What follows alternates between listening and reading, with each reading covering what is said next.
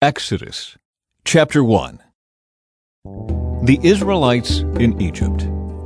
These are the names of the sons of Israel, that is, Jacob, who moved to Egypt with their father, each with his family: Reuben, Simeon, Levi, Judah, Issachar, Zebulun, Benjamin, Dan, Naphtali, Gad, and Asher.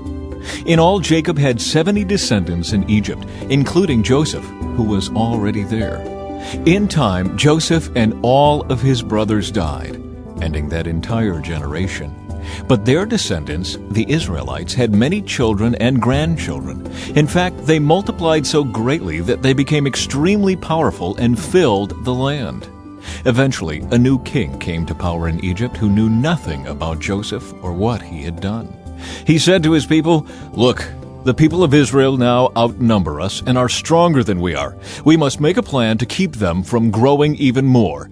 If we don't, and if war breaks out, they will join our enemies and fight against us. Then they will escape from the country." So the Egyptians made the Israelites their slaves. They appointed brutal slave drivers over them, hoping to wear them down with crushing labor. They forced them to build the cities of Pithom and Ramesses as supply centers for the king.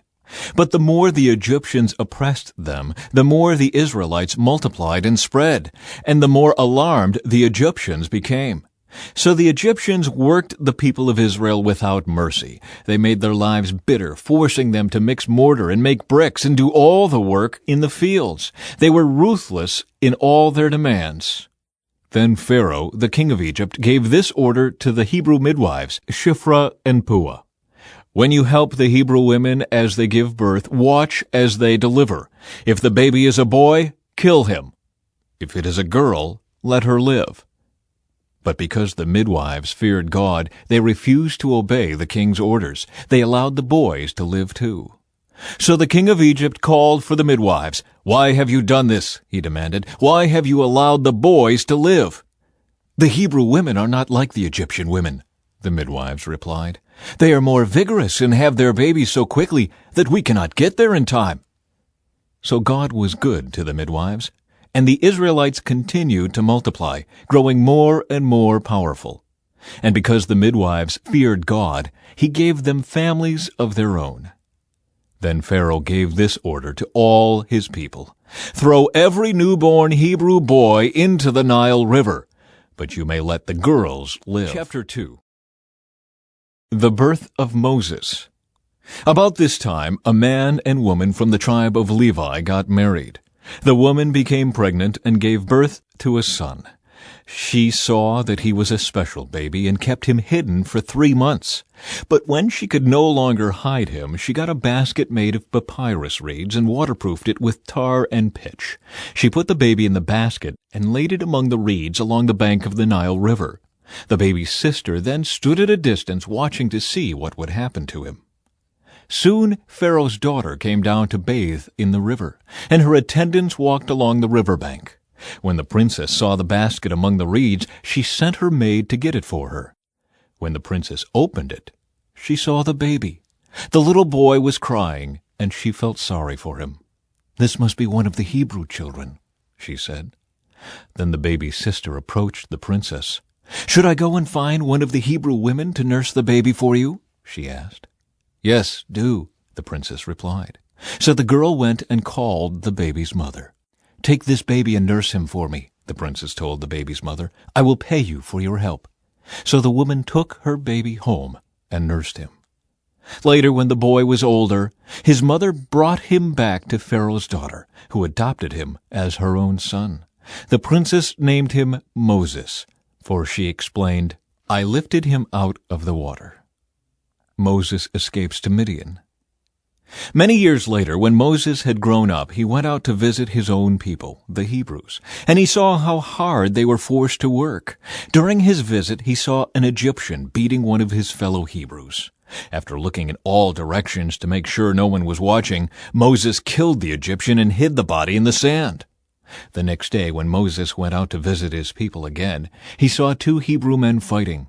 "Why are you beating up your friend?" Moses said to the one who had started the fight.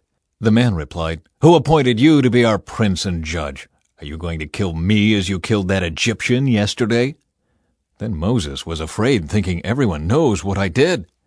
And sure enough, Pharaoh heard what had happened, and he tried to kill Moses. But Moses fled from Pharaoh and went to live in the land of Midian. When Moses arrived in Midian, he sat down beside a well. Now the priest of Midian had 7 daughters who came as usual to draw water and fill the water troughs for their father's flocks. But some other shepherds came and chased them away.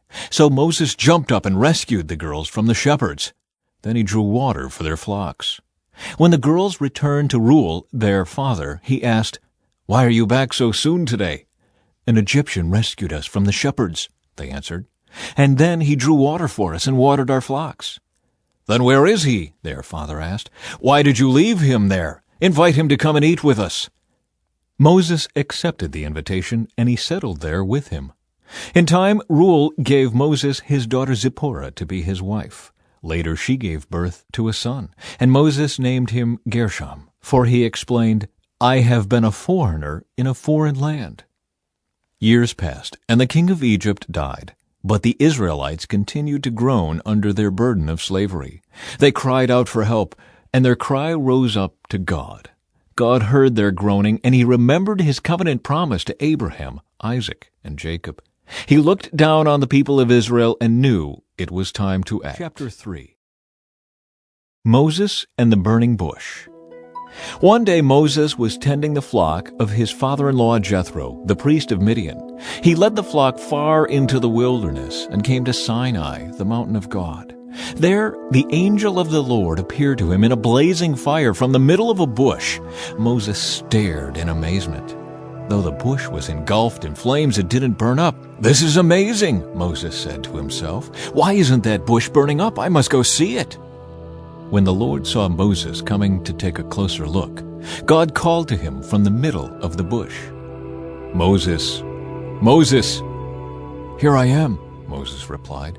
"Do not come any closer," the Lord warned. "Take off your sandals, for you are standing on holy ground. I am the God of your father, the God of Abraham, the God of Isaac, and the God of Jacob." When Moses heard this, he covered his face because he was afraid to look at God. Then the Lord told him, "I have certainly seen the oppression of my people in Egypt. I have heard their cries of distress because of their harsh slave drivers. Yes, I am aware of their suffering, so I have come down to rescue them from the power of the Egyptians and lead them out of Egypt into their own fertile and spacious land. It is a land flowing with milk and honey, the land where the Canaanites, Hittites, Amorites, Perizzites, Hivites, and Jebusites now live. Look, the cry of the people of Israel has reached me, and I have seen how harshly the Egyptians abuse them. Now go, for I am sending you to Pharaoh. You must lead my people Israel out of Egypt." But Moses protested to God, "Who am I to appear before Pharaoh? Who am I to lead the people of Israel out of Egypt?" God answered, "I will be with you, and this is your sign that I am the one who has sent you. When you have brought the people out of Egypt, you will worship God at this very mountain." But Moses protested, "If I go to the people of Israel and tell them, 'The God of your ancestors has sent me to you,' they will ask me, 'What is his name?' Then what should I tell them?" God replied to Moses, "I am who I am. Say this to the people of Israel, 'I am has sent me to you.'" God also said to Moses, "Say this to the people of Israel, 'Yahweh, the God of your ancestors, the God of Abraham, the God of Isaac, and the God of Jacob, has sent me to you. This is my eternal name, my name to remember for all generations.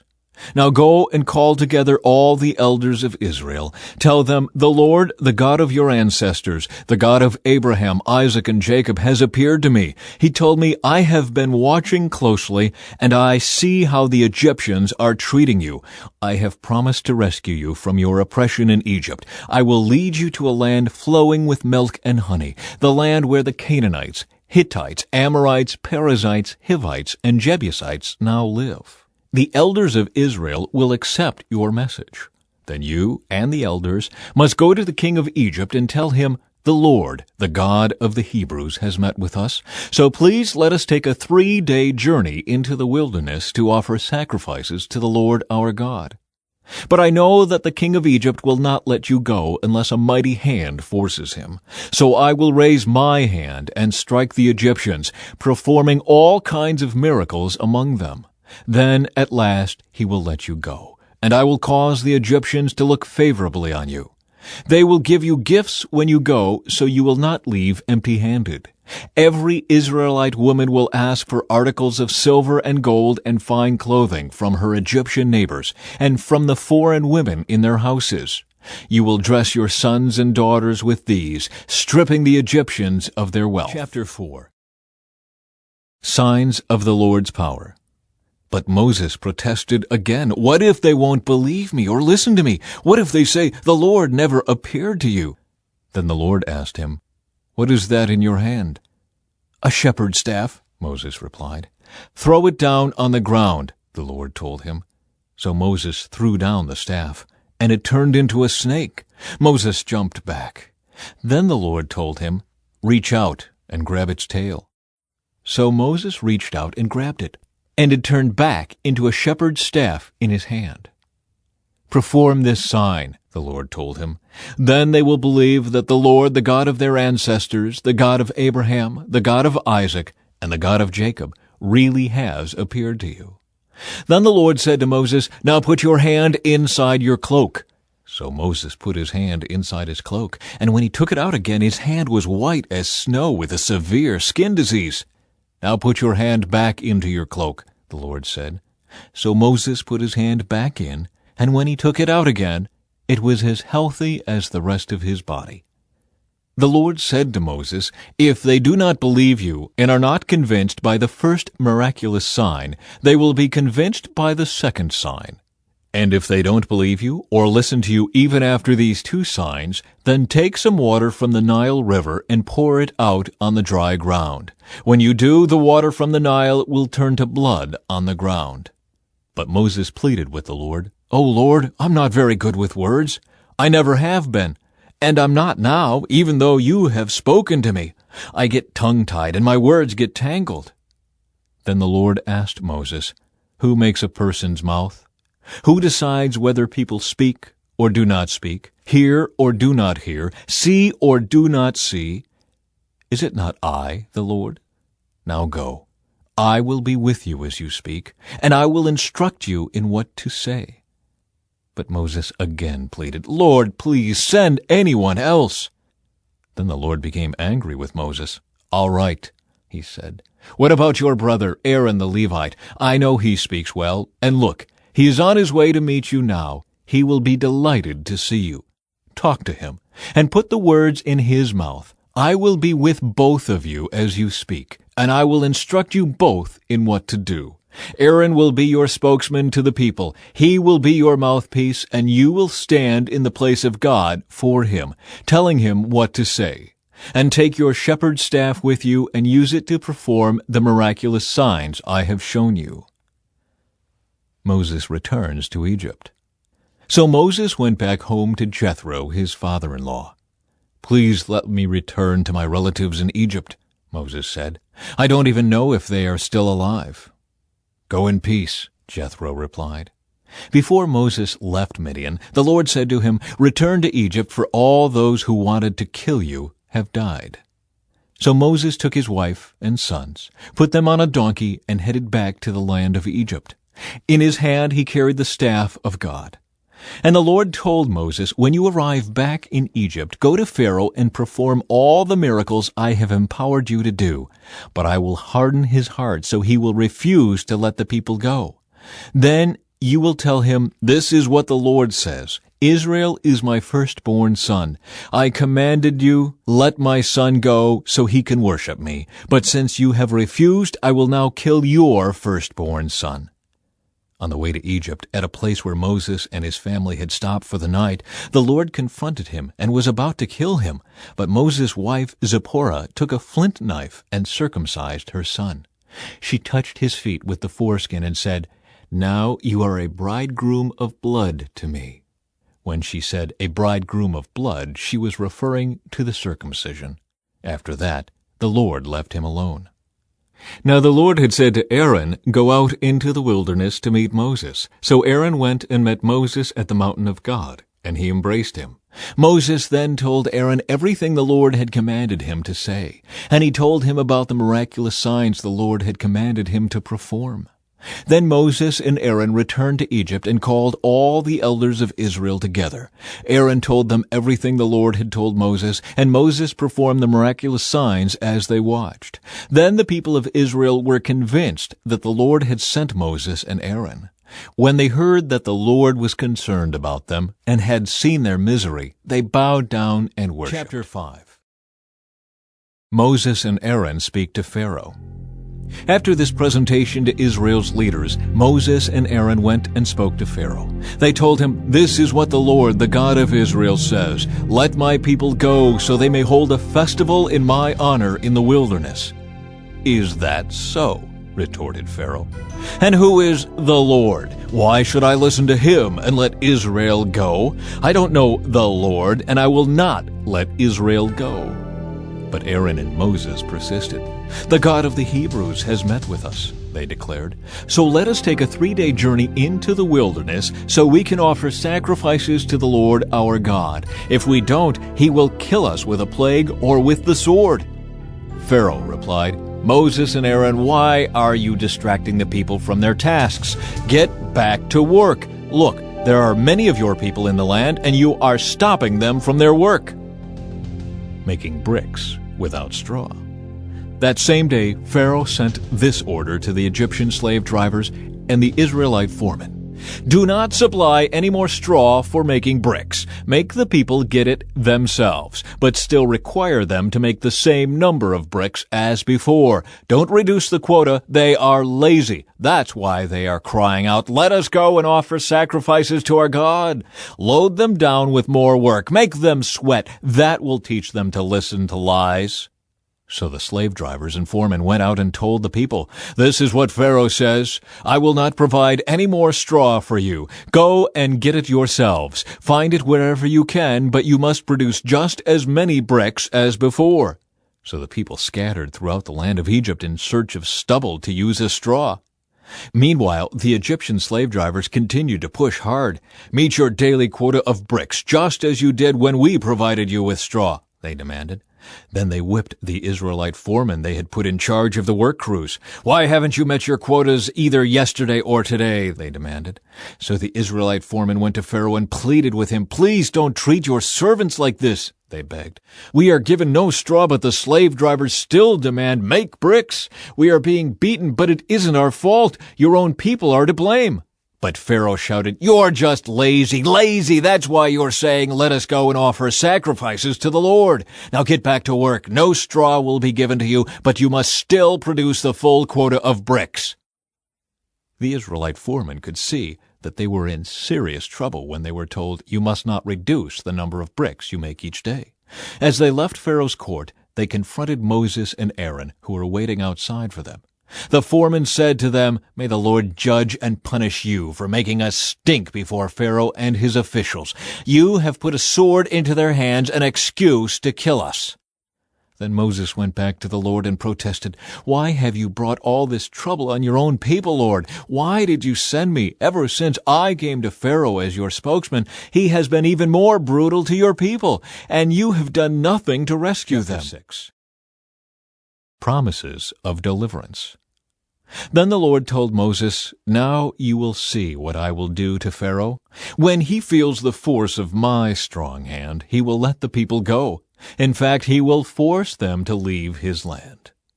And God said to Moses, "I am Yahweh, the Lord. I appeared to Abraham, to Isaac, and to Jacob as El Shaddai, God Almighty, but I did not reveal my name, Yahweh, to them. And I reaffirmed my covenant with them. Under its terms I promised to give them the land of Canaan, where they were living as foreigners.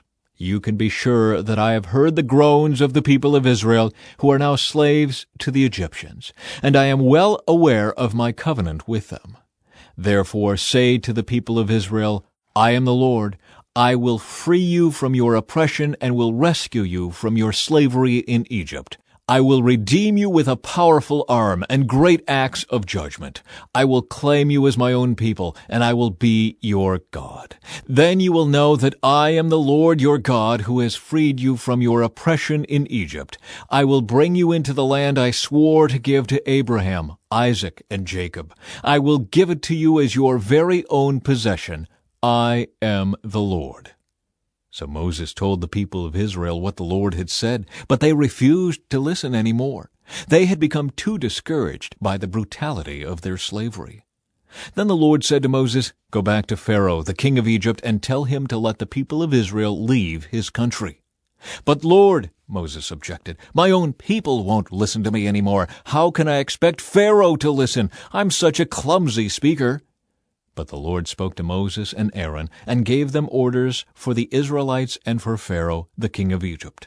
The Lord commanded Moses and Aaron to lead the people of Israel out of Egypt. The ancestors of Moses and Aaron. These are the ancestors of some of the clans of Israel. The sons of Reuben, Israel's oldest son, were Hanok, Palu, Hezron, and Carmi. Their descendants became the clans of Reuben. The sons of Simeon were Jemuel, Jamin, Ohad, Jachin, Zohar, and Shaul. Shaul's mother was a Canaanite woman. Their descendants became the clans of Simeon. These are the descendants of Levi, as listed in their family records. The sons of Levi were Gershon, Kohath, and Merari. Levi lived to be 137 years old. The descendants of Gershon included Libni and Shimei, each of whom became the ancestor of a clan. The descendants of Kohath included Amram, Izhar, Hebron, and Uzziel. Kohath lived to be 133 years old. The descendants of Merari included Melai and Mushai. These are the clans of the Levites as listed in their family records. Amram married his father's sister Jochebed, and she gave birth to his sons Aaron and Moses. Amram lived to be 137 years old.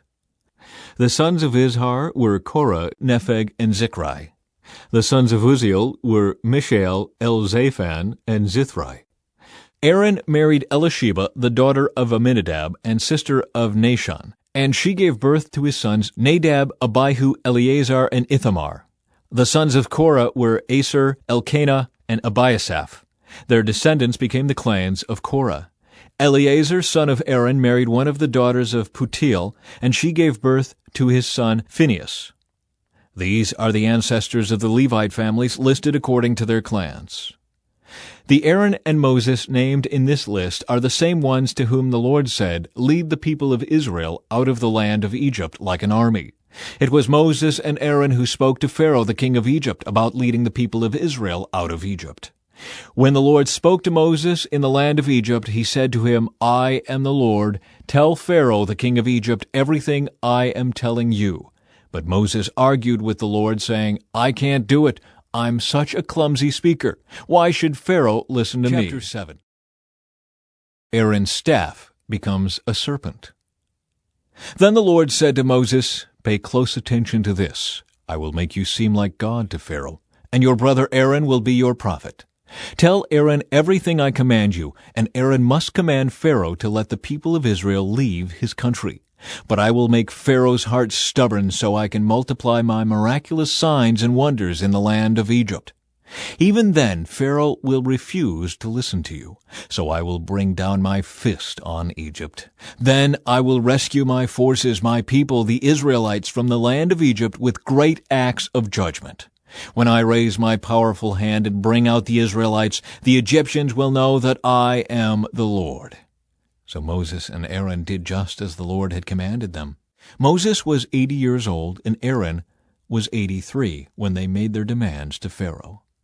Then the Lord said to Moses and Aaron, "Pharaoh will demand, 'Show me a miracle.' When he does this, say to Aaron, 'Take your staff and throw it down in front of Pharaoh, and it will become a serpent.'" So Moses and Aaron went to Pharaoh and did what the Lord had commanded them. Aaron threw down his staff before Pharaoh and his officials, and it became a serpent. Then Pharaoh called in his own wise men and sorcerers, and these Egyptian magicians did the same thing with their magic. They threw down their staffs, which also became serpents. But then Aaron's staff swallowed up their staffs. Pharaoh's heart, however, remained hard. He still refused to listen, just as the Lord had predicted. A plague of blood. Then the Lord said to Moses, "Pharaoh's heart is stubborn, and he still refuses to let the people go. So go to Pharaoh in the morning as he goes down to the river. Stand on the bank of the Nile and meet him there. Be sure to take along the staff that turned into a snake. Then announce to him, 'The Lord, the God of the Hebrews, has sent me to tell you, let my people go, so they can worship me in the wilderness. Until now you have refused to listen to him. So this is what the Lord says. I will show you that I am the Lord. Look, I will strike the water of the Nile with this staff in my hand, and the river will turn to blood. The fish in it will die, and the river will stink. The Egyptians will not be able to drink any water from the Nile." Then the Lord said to Moses, "Tell Aaron, take your staff and raise your hand over the waters of Egypt, all its rivers, canals, ponds, and all the reservoirs. Turn all the water to blood. Everywhere in Egypt the water will turn to blood, even the water stored in wooden bowls and stone pots." So Moses and Aaron did just as the Lord commanded them. As Pharaoh and all of his officials watched, Aaron raised his staff and struck the water of the Nile. Suddenly the whole river turned to blood. The fish in the river died, and the water became so foul that the Egyptians couldn't drink it. There was blood everywhere throughout the land of Egypt. But again, the magicians of Egypt used their magic, and they too turned water into blood. So Pharaoh's heart remained hard. He refused to listen to Moses and Aaron, just as the Lord had predicted. Pharaoh returned to his palace and put the whole thing out of his mind.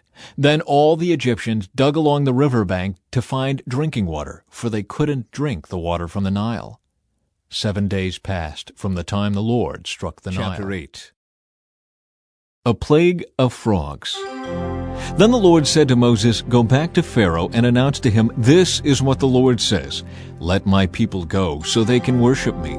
If you refuse to let them go, I will send a plague of frogs across your entire land. The Nile River will swarm with frogs. They will come up out of the river and into your palace, even into your bedroom and onto your bed. They will enter the houses of your officials and your people. They will even jump into your ovens and your kneading bowls. Frogs will jump on you, your people, and all your officials." Then the Lord said to Moses, "Tell Aaron, raise the staff in your hand over all the rivers, canals, and ponds of Egypt, and bring up frogs over all the land." So Aaron raised his hand over the waters of Egypt, and frogs came up and covered the whole land. But the magicians were able to do the same thing with their magic. They too caused frogs to come up on the land of Egypt. Then Pharaoh summoned Moses and Aaron and begged, "Plead with the Lord to take the frogs away from me and my people. I will let your people go so they can offer sacrifices to the Lord." "You set the time," Moses replied. "Tell me when you want me to pray for you, your officials, and your people. Then you and your houses will be rid of the frogs. They will remain only in the Nile River." "Do it tomorrow," Pharaoh said. "All right," Moses replied. "It will be as you have said. Then you will know that there is no one like the Lord our God. The frogs will leave you and your houses, your officials, and your people. They will remain only in the Nile River." So Moses and Aaron left Pharaoh's palace, and Moses cried out to the Lord about the frogs he had inflicted on Pharaoh. And the Lord did just what Moses had predicted. The frogs in the houses, the courtyards, and the fields all died. The Egyptians piled them into great heaps, and a terrible stench filled the land. But when Pharaoh saw that relief had come, he became stubborn. He refused to listen to Moses and Aaron, just as the Lord had predicted. A plague of gnats.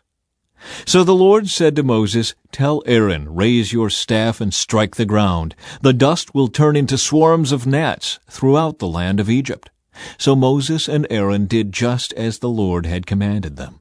When Aaron raised his hand and struck the ground with his staff, gnats infested the entire land, covering the Egyptians and their animals.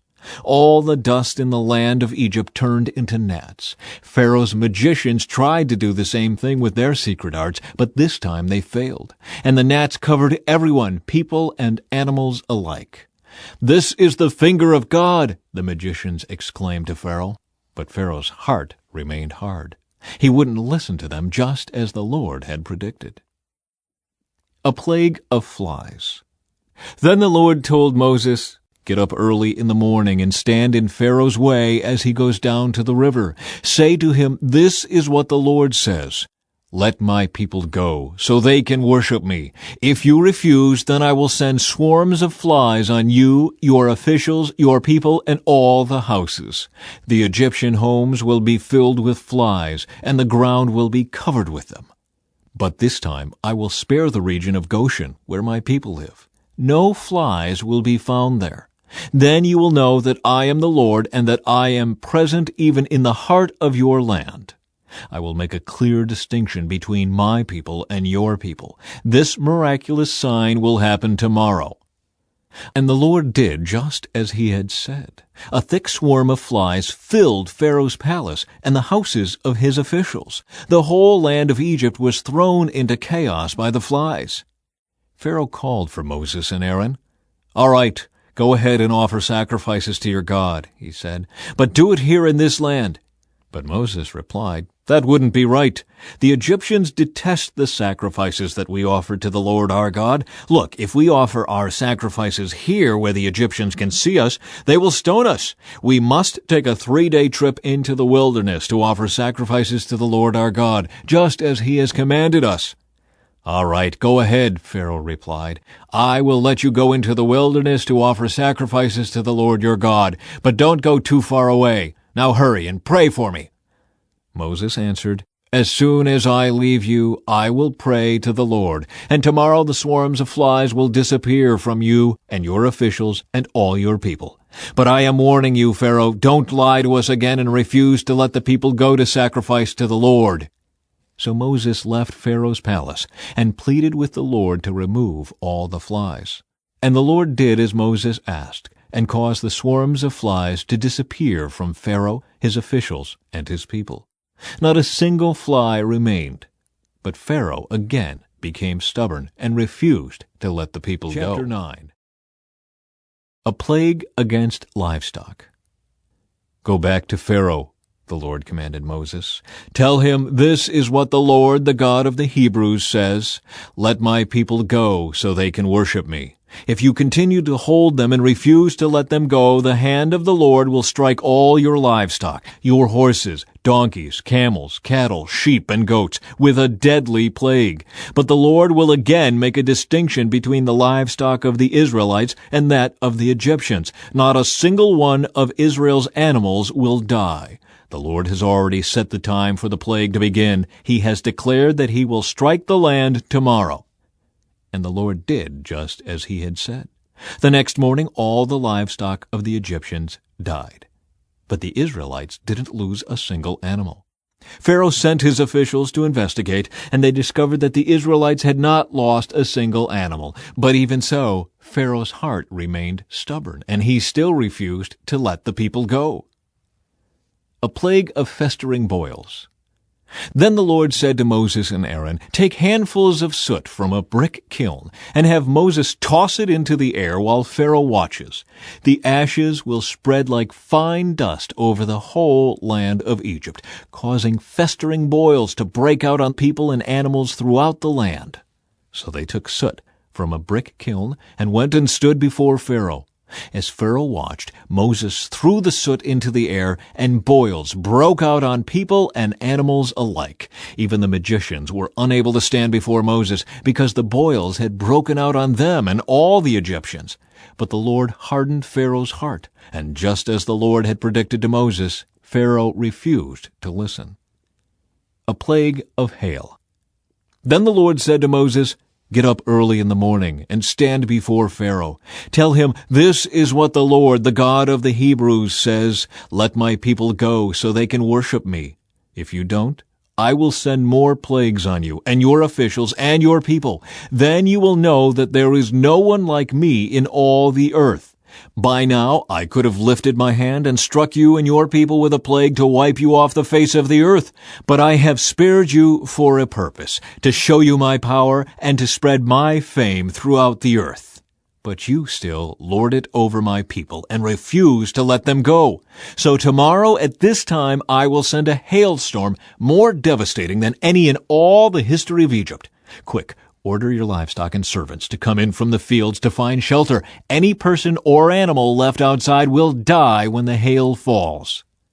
Some of Pharaoh's officials were afraid because of what the Lord had said. They quickly brought their servants and livestock in from the fields.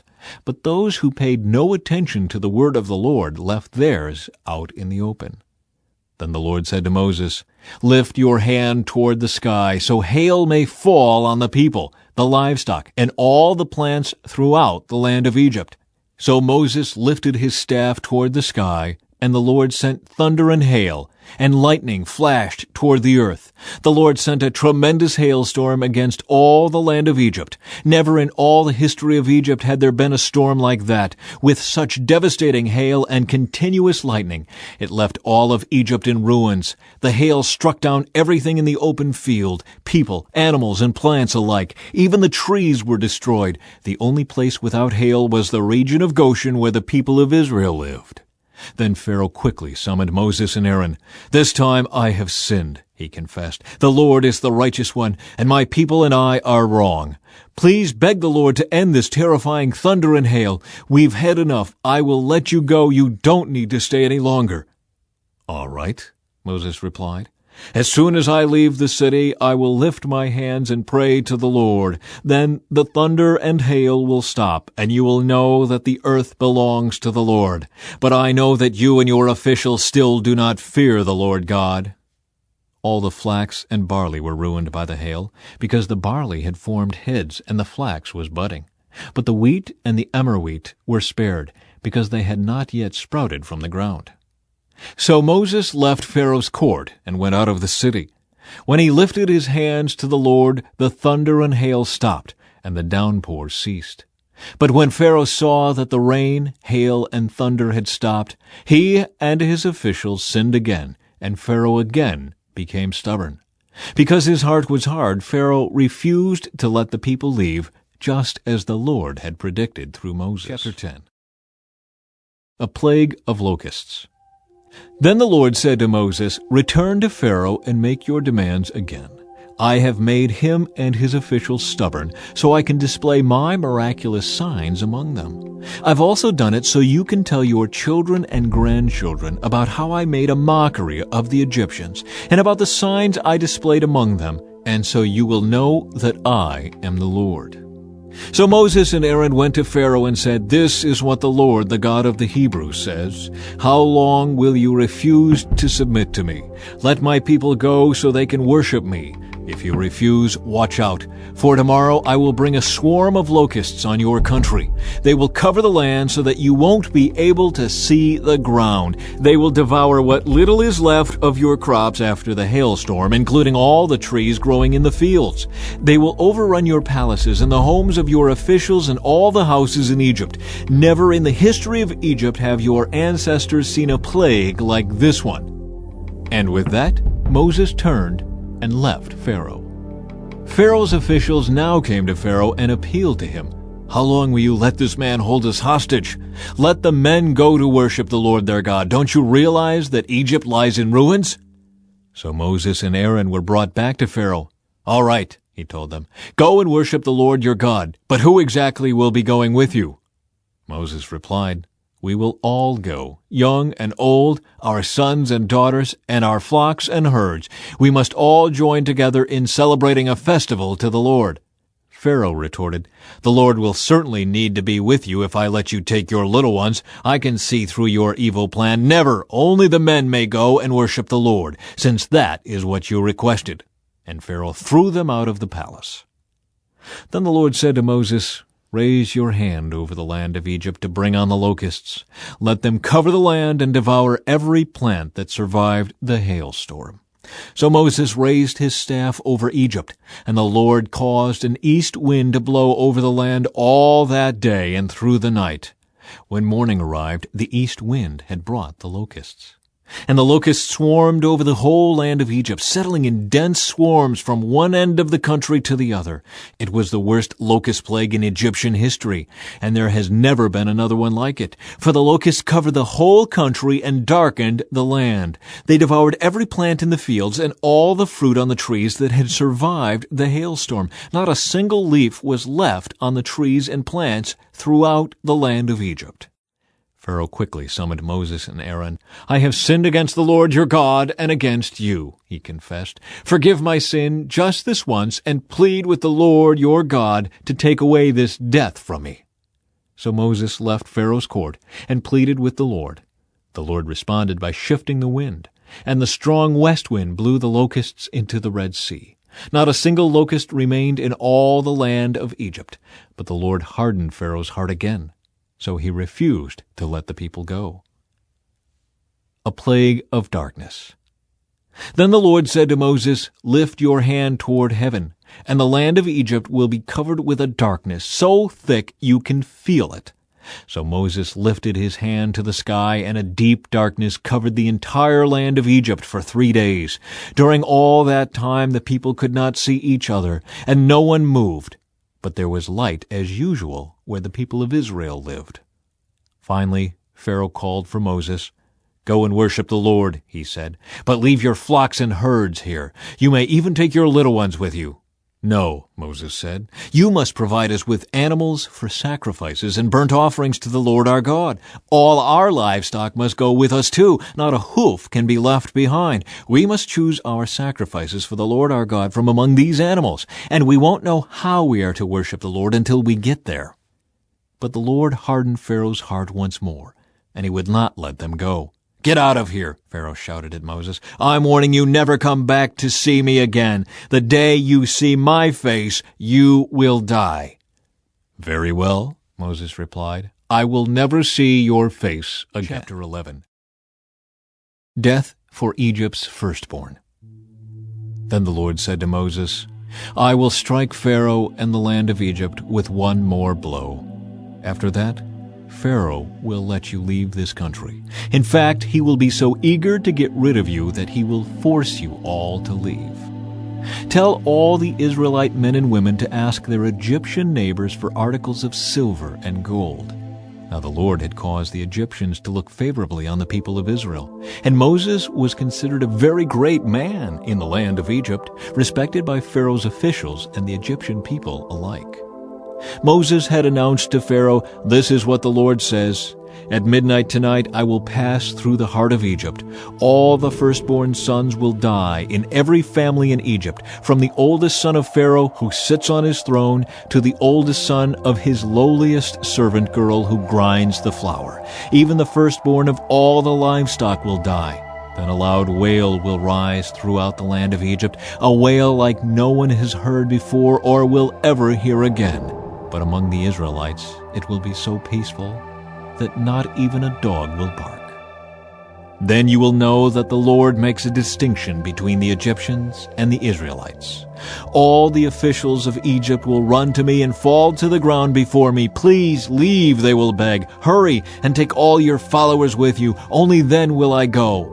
Then, burning with anger, Moses left Pharaoh. Now the Lord had told Moses earlier, "Pharaoh will not listen to you, but then I will do even more mighty miracles in the land of Egypt." Moses and Aaron performed these miracles in Pharaoh's presence, but the Lord hardened Pharaoh's heart, and he wouldn't let the Israelites leave the country. Chapter 12. The first Passover. While the Israelites were still in the land of Egypt, the Lord gave the following instructions to Moses and Aaron. "From now on, this month will be the first month of the year for you. Announce to the whole community of Israel that on the 10th day of this month each family must choose a lamb or a young goat for a sacrifice, one animal for each household.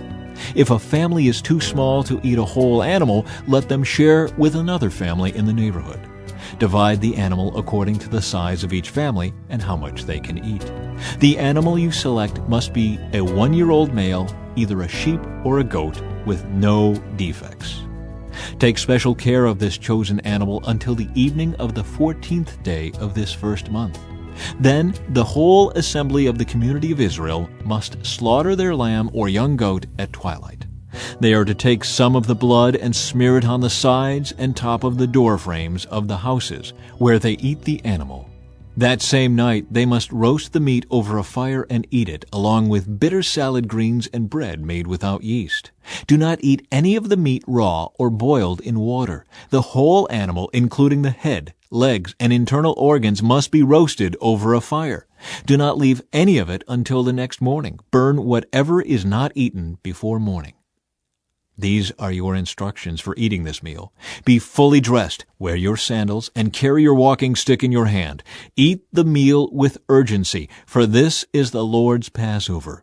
On that night I will pass through the land of Egypt and strike down every firstborn son and firstborn male animal in the land of Egypt. I will execute judgment against all the gods of Egypt, for I am the Lord. But the blood on your doorposts will serve as a sign marking the houses where you are staying. When I see the blood, I will pass over you. This plague of death will not touch you when I strike the land of Egypt. This is a day to remember. Each year, from generation to generation, you must celebrate it as a special festival to the Lord. This is a law for all time. For 7 days the bread you eat must be made without yeast. On the first day of the festival, remove every trace of yeast from your homes. Anyone who eats bread made with yeast during the 7 days of the festival will be cut off from the community of Israel. On the first day of the festival and again on the 7th day, all the people must observe an official day for holy assembly. No work of any kind may be done on these days except in the preparation of food. Celebrate this festival of unleavened bread, for it will remind you that I brought your forces out of the land of Egypt on this very day. This festival will be a permanent law for you. Celebrate this day from generation to generation.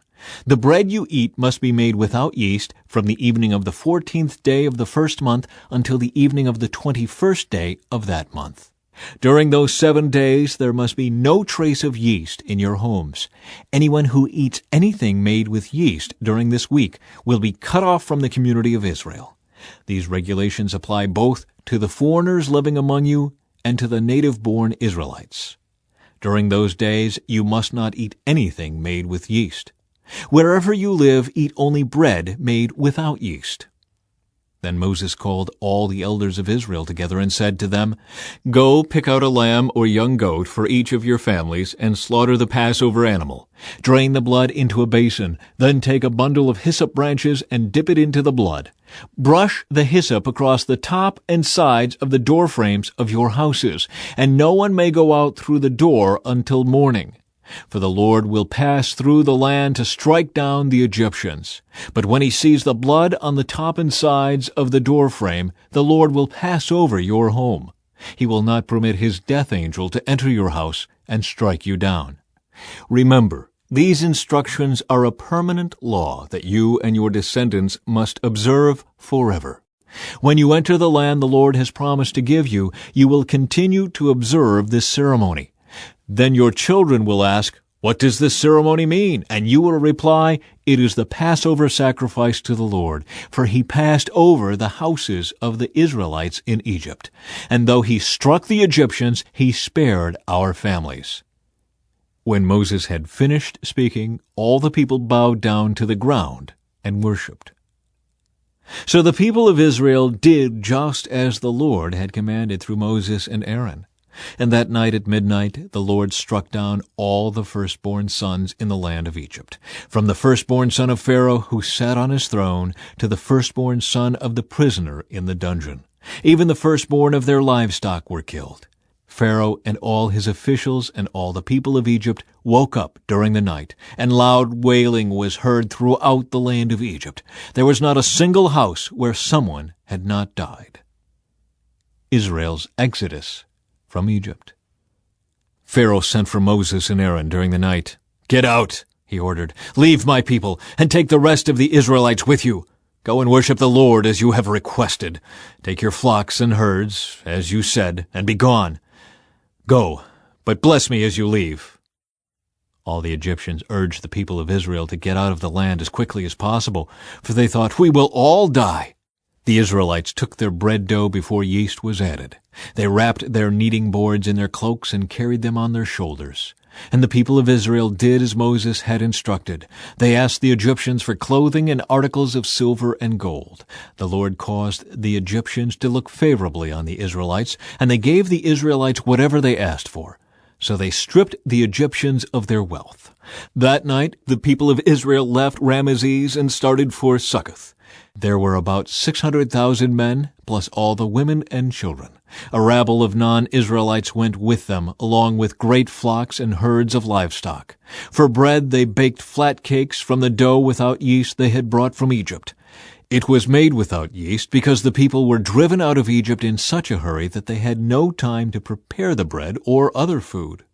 The people of Israel had lived in Egypt for 430 years. In fact, it was on the last day of the 430th year that all the Lord's forces left the land.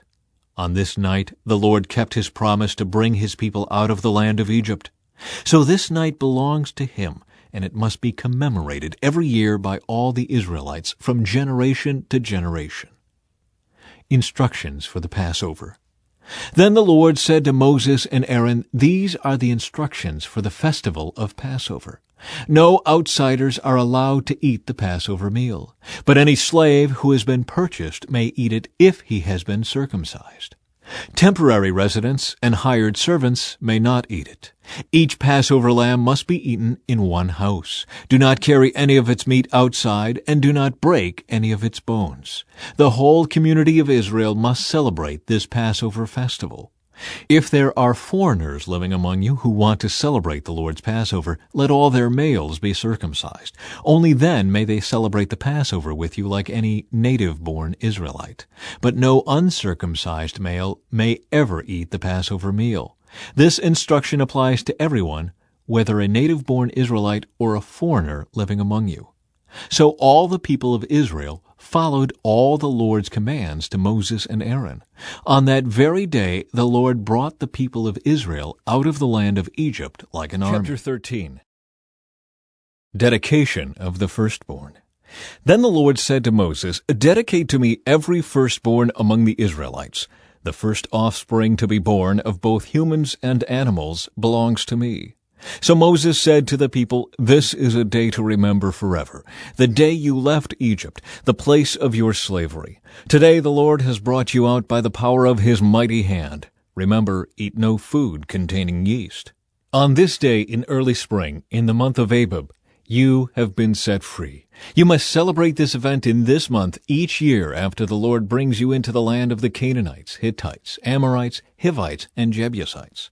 He swore to your ancestors that he would give you this land, a land flowing with milk and honey. For 7 days the bread you eat must be made without yeast. Then on the 7th day celebrate a feast to the Lord. Eat bread without yeast during those 7 days. In fact, there must be no yeast bread or any yeast at all found within the borders of your land during this time. On the 7th day you must explain to your children, "I am celebrating what the Lord did for me when I left Egypt." This annual festival will be a visible sign to you, like a mark branded on your hand or your forehead. Let it remind you always to recite this teaching of the Lord. With a strong hand the Lord rescued you from Egypt. So observe the decree of this festival at the appointed time each year. This is what you must do when the Lord fulfills the promise he swore to you and to your ancestors. When he gives you the land where the Canaanites now live, you must present all firstborn sons and firstborn male animals to the Lord, for they belong to him. A firstborn donkey may be bought back from the Lord by presenting a lamb or young goat in its place. But if you do not buy it back, you must break its neck. However, you must buy back every firstborn son. And in the future your children will ask you, "What does all this mean?" Then you will tell them, "With the power of his mighty hand, the Lord brought us out of Egypt, the place of our slavery. Pharaoh stubbornly refused to let us go, so the Lord killed all the firstborn males throughout the land of Egypt, both people and animals. That is why I now sacrifice all the firstborn males to the Lord, except that the firstborn sons are always bought back. This ceremony will be like a mark branded on your hand or your forehead. It is a reminder that the power of the Lord's mighty hand brought us out of Egypt. Israel's wilderness detour.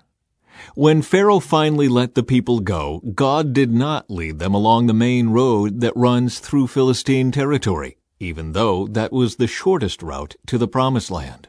God said if the people are faced with a battle, they might change their minds and return to Egypt. So God led them in a roundabout way through the wilderness toward the Red Sea. Thus the Israelites left Egypt like an army ready for battle. Moses took the bones of Joseph with him, for Joseph had made the sons of Israel swear to do this. He said, God will certainly come to help you. When he does, you must take my bones with you from this place. The Israelites left Succoth and camped at Etham on the edge of the wilderness. The Lord went ahead of them. He guided them during the day with a pillar of cloud, and he provided light at night with a pillar of fire. This allowed them to travel by day or by night. And the Lord did not remove the pillar of cloud or pillar of fire from its place in front of the people. Chapter 14. Then the Lord gave these instructions to Moses. Order the Israelites to turn back and camp by Pi-hahiroth between Migdol and the sea. Camp there along the shore across from Baal-zephon. Then Pharaoh will think, the Israelites are confused. They are trapped in the wilderness. And once again I will harden Pharaoh's heart, and he will chase after you. I have planned this in order to display my glory through Pharaoh and his whole army. After this the Egyptians will know that I am the Lord. So the Israelites camped there as they were told. The Egyptians pursue Israel. When word reached the king of Egypt that the Israelites had fled, Pharaoh and his officials changed their minds. What have we done, letting all those Israelite slaves get away? They asked. So Pharaoh harnessed his chariot and called up his troops. He took with him 600 of Egypt's best chariots, along with the rest of the chariots of Egypt, each with its commander. The Lord hardened the heart of Pharaoh, the king of Egypt, so he chased after the people of Israel, who had left with fists raised in defiance. The Egyptians chased after them with all the forces in Pharaoh's army, all his horses and chariots, his charioteers and his troops. The Egyptians caught up with the people of Israel as they were camped beside the shore near Pi-hahiroth across from Baal-zephon. As Pharaoh approached, the people of Israel looked up and panicked when they saw the Egyptians overtaking them. They cried out to the Lord, and they said to Moses, "Why did you bring us out here to die in the wilderness? Weren't there enough graves for us in Egypt? What have you done to us? Why did you make us leave Egypt? Didn't we tell you this would happen while we were still in Egypt? We said, 'Leave us alone, let us be slaves to the Egyptians.' It's better to be a slave in Egypt than a corpse in the wilderness." But Moses told the people, "Don't be afraid. Just stand still and watch the Lord rescue you today. The Egyptians you see today will never be seen again. The Lord himself will fight for you. Just stay calm." Escape through the Red Sea. Then the Lord said to Moses, "Why are you crying out to me? Tell the people to get moving. Pick up your staff and raise your hand over the sea. Divide the water so the Israelites can walk through the middle of the sea on dry ground. And I will harden the hearts of the Egyptians, and they will charge in after the Israelites. My great glory will be displayed through Pharaoh and his troops, his chariots, and his charioteers. When my glory is displayed through them, all Egypt will see my glory and know that I am the Lord." Then the angel of God, who had been leading the people of Israel, moved to the rear of the camp. The pillar of cloud also moved from the front and stood behind them. The cloud settled between the Egyptian and Israelite camps. As darkness fell, the cloud turned to fire, lighting up the night. But the Egyptians and Israelites did not approach each other all night. Then Moses raised his hand over the sea, and the Lord opened up a path through the water with a strong east wind. The wind blew all that night, turning the seabed into dry land. So the people of Israel walked through the middle of the sea on dry ground with walls of water on each side. Then the Egyptians, all of Pharaoh's horses, chariots, and charioteers, chased them into the middle of the sea. But just before dawn, the Lord looked down on the Egyptian army from the pillar of fire and cloud, and he threw their forces into total confusion. He twisted their chariot wheels, making their chariots difficult to drive. "Let's get out of here, away from these Israelites," the Egyptians shouted. "The Lord is fighting for them against Egypt." When all the Israelites had reached the other side, the Lord said to Moses, "Raise your hand over the sea again. Then the waters will rush back and cover the Egyptians and their chariots and charioteers." So as the sun began to rise, Moses raised his hand over the sea, and the water rushed back into its usual place. The Egyptians tried to escape, but the Lord swept them into the sea. Then the waters returned and covered all the chariots and charioteers, the entire army of Pharaoh. Of all the Egyptians who had chased the Israelites into the sea, not a single one survived. But the people of Israel had walked through the middle of the sea on dry ground, as the water stood up like a wall on both sides. That is how the Lord rescued Israel from the hand of the Egyptians that day.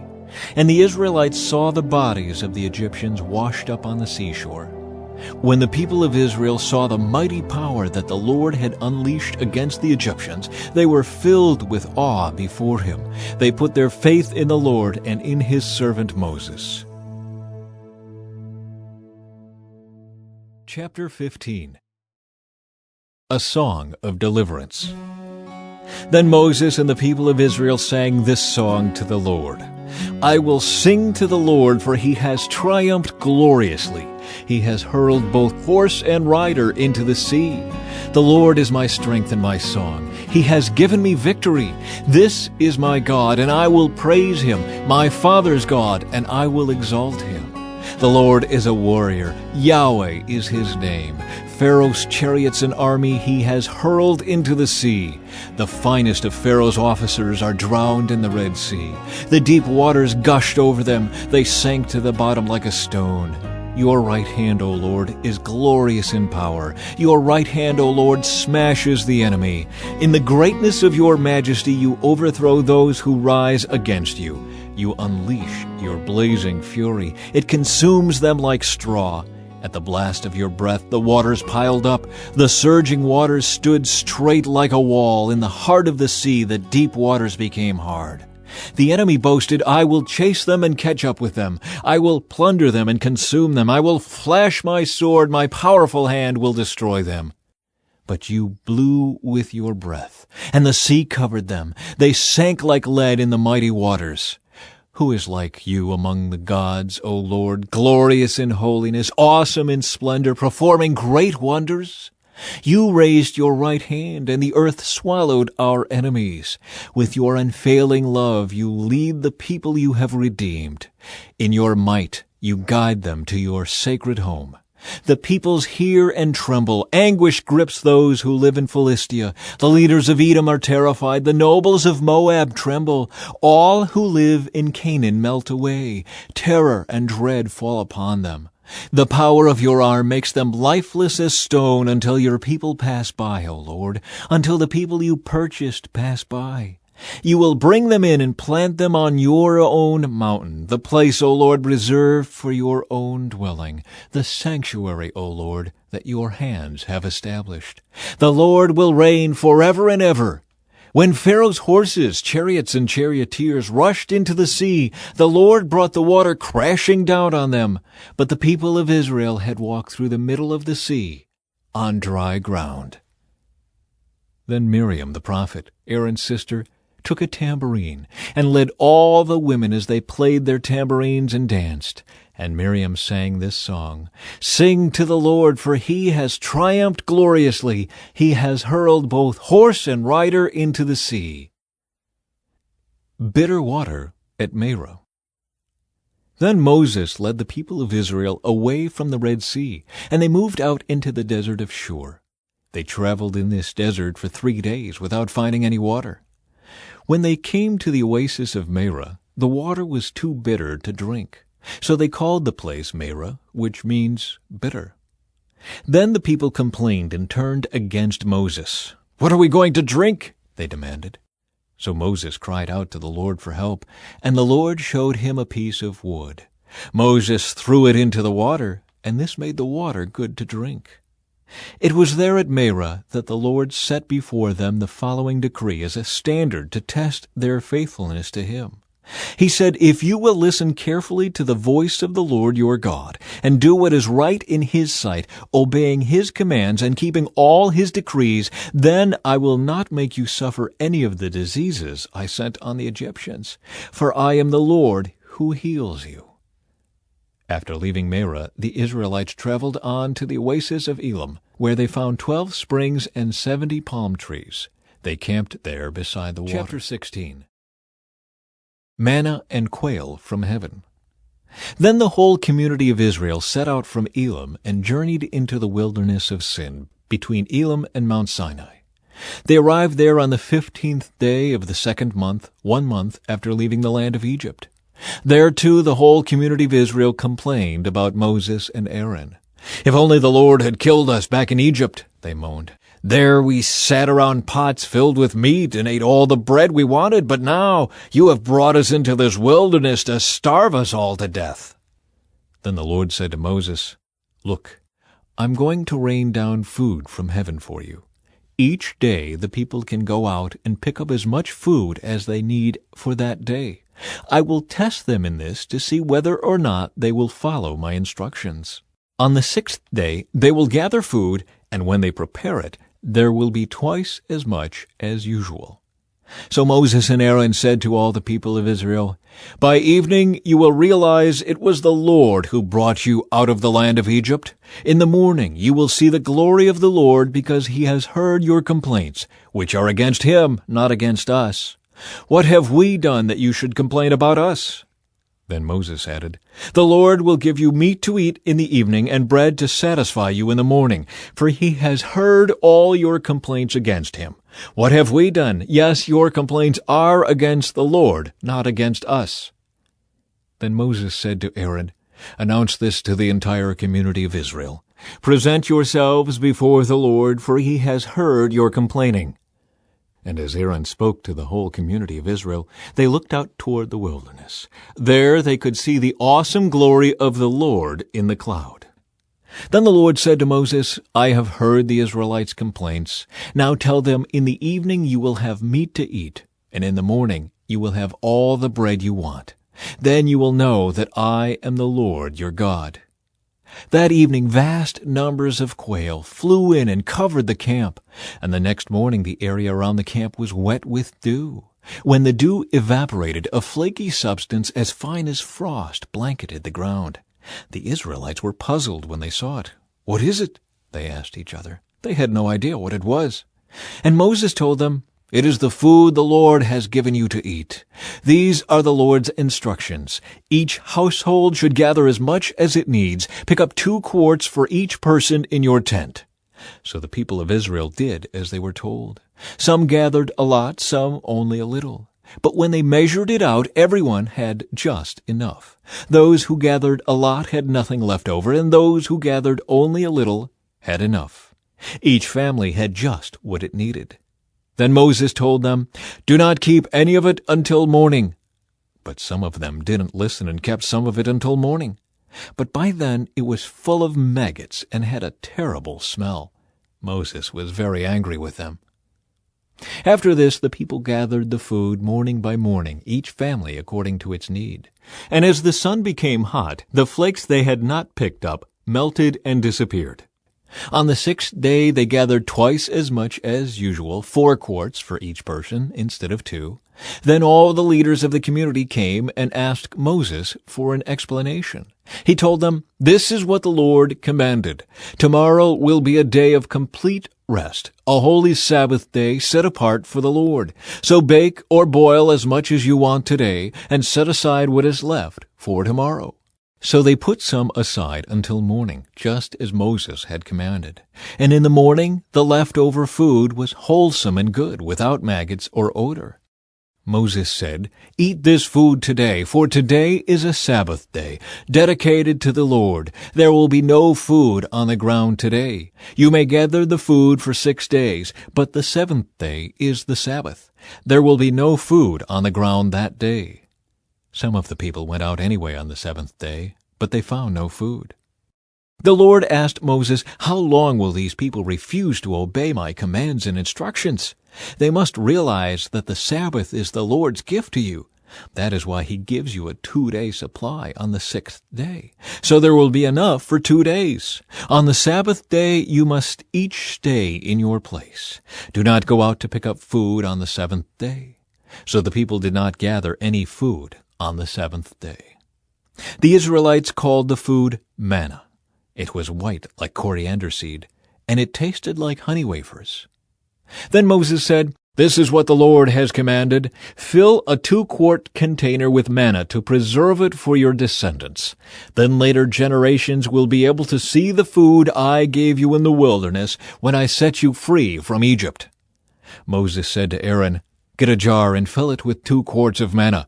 Then put it in a sacred place before the Lord to preserve it for all future generations." Aaron did just as the Lord had commanded Moses. He eventually placed it in the Ark of the Covenant in front of the stone tablets inscribed with the terms of the covenant. So the people of Israel ate manna for 40 years until they arrived at the land where they would settle. They ate manna until they came to the border of the land of Canaan.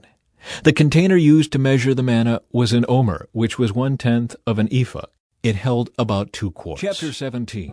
Water from the Rock.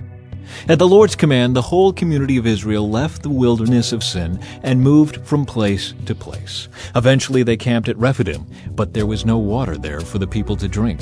So once more the people complained against Moses. "Give us water to drink," they demanded. "Quiet," Moses replied. "Why are you complaining against me, and why are you testing the Lord?"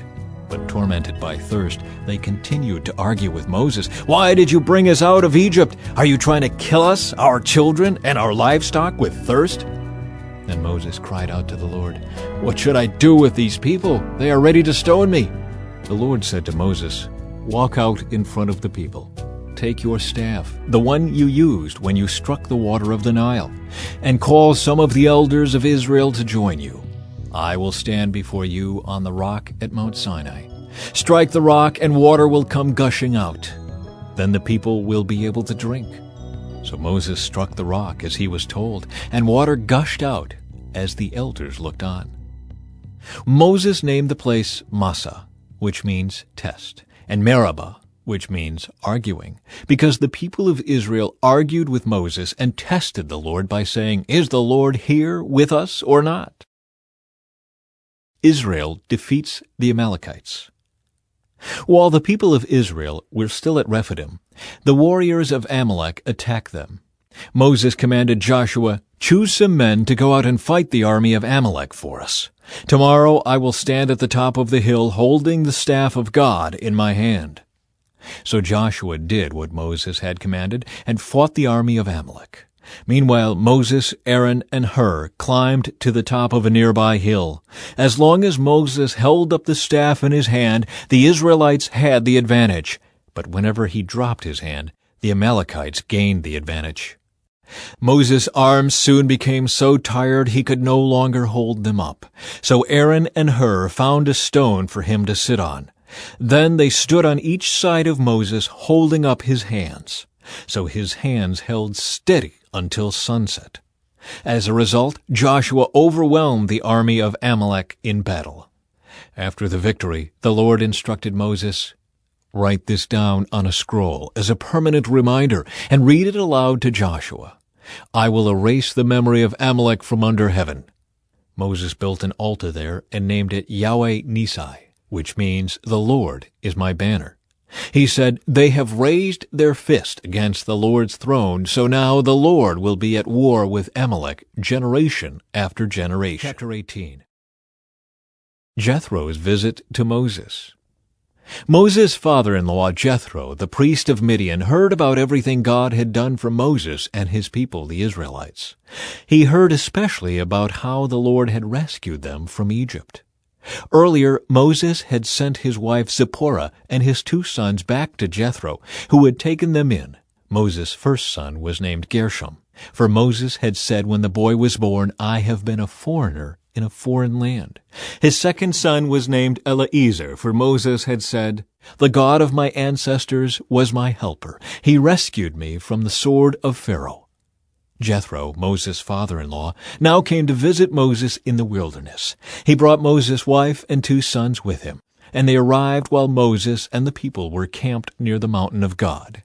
Jethro had sent a message to Moses saying, "I, Jethro, your father-in-law, am coming to see you with your wife and your 2 sons." So Moses went out to meet his father-in-law. He bowed low and kissed him. They asked about each other's welfare and then went into Moses' tent. Moses told his father-in-law everything the Lord had done to Pharaoh and Egypt on behalf of Israel. He also told about all the hardships they had experienced along the way, and how the Lord had rescued his people from all their troubles. Jethro was delighted when he heard about all the good things the Lord had done for Israel as he rescued them from the hand of the Egyptians. "Praise the Lord," Jethro said, "for he has rescued you from the Egyptians and from Pharaoh. Yes, he has rescued Israel from the powerful hand of Egypt. I know now that the Lord is greater than all other gods because he rescued his people from the oppression of the proud Egyptians." Then Jethro, Moses' father-in-law, brought a burnt offering and sacrifices to God. Aaron and all the elders of Israel came out and joined him in a sacrificial meal in God's presence. Jethro's wise advice. The next day Moses took his seat to hear the people's disputes against each other. They waited before him from morning till evening. When Moses' father-in-law saw all that Moses was doing for the people, he asked, "What are you really accomplishing here? Why are you trying to do all this alone while everyone stands around you from morning till evening?" Moses replied, "Because the people come to me to get a ruling from God. When a dispute arises, they come to me, and I am the one who settles the case between the quarreling parties. I inform the people of God's decrees and give them his instructions." "This is not good," Moses' father-in-law exclaimed. "You're going to wear yourself out, and the people too. This job is too heavy a burden for you to handle all by yourself.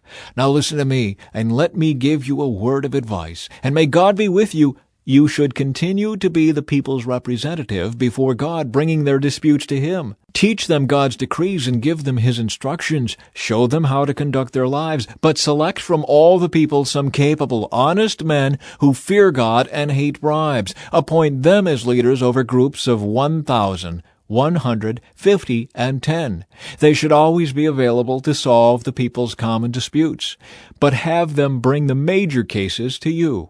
Let the leaders decide the smaller matters themselves.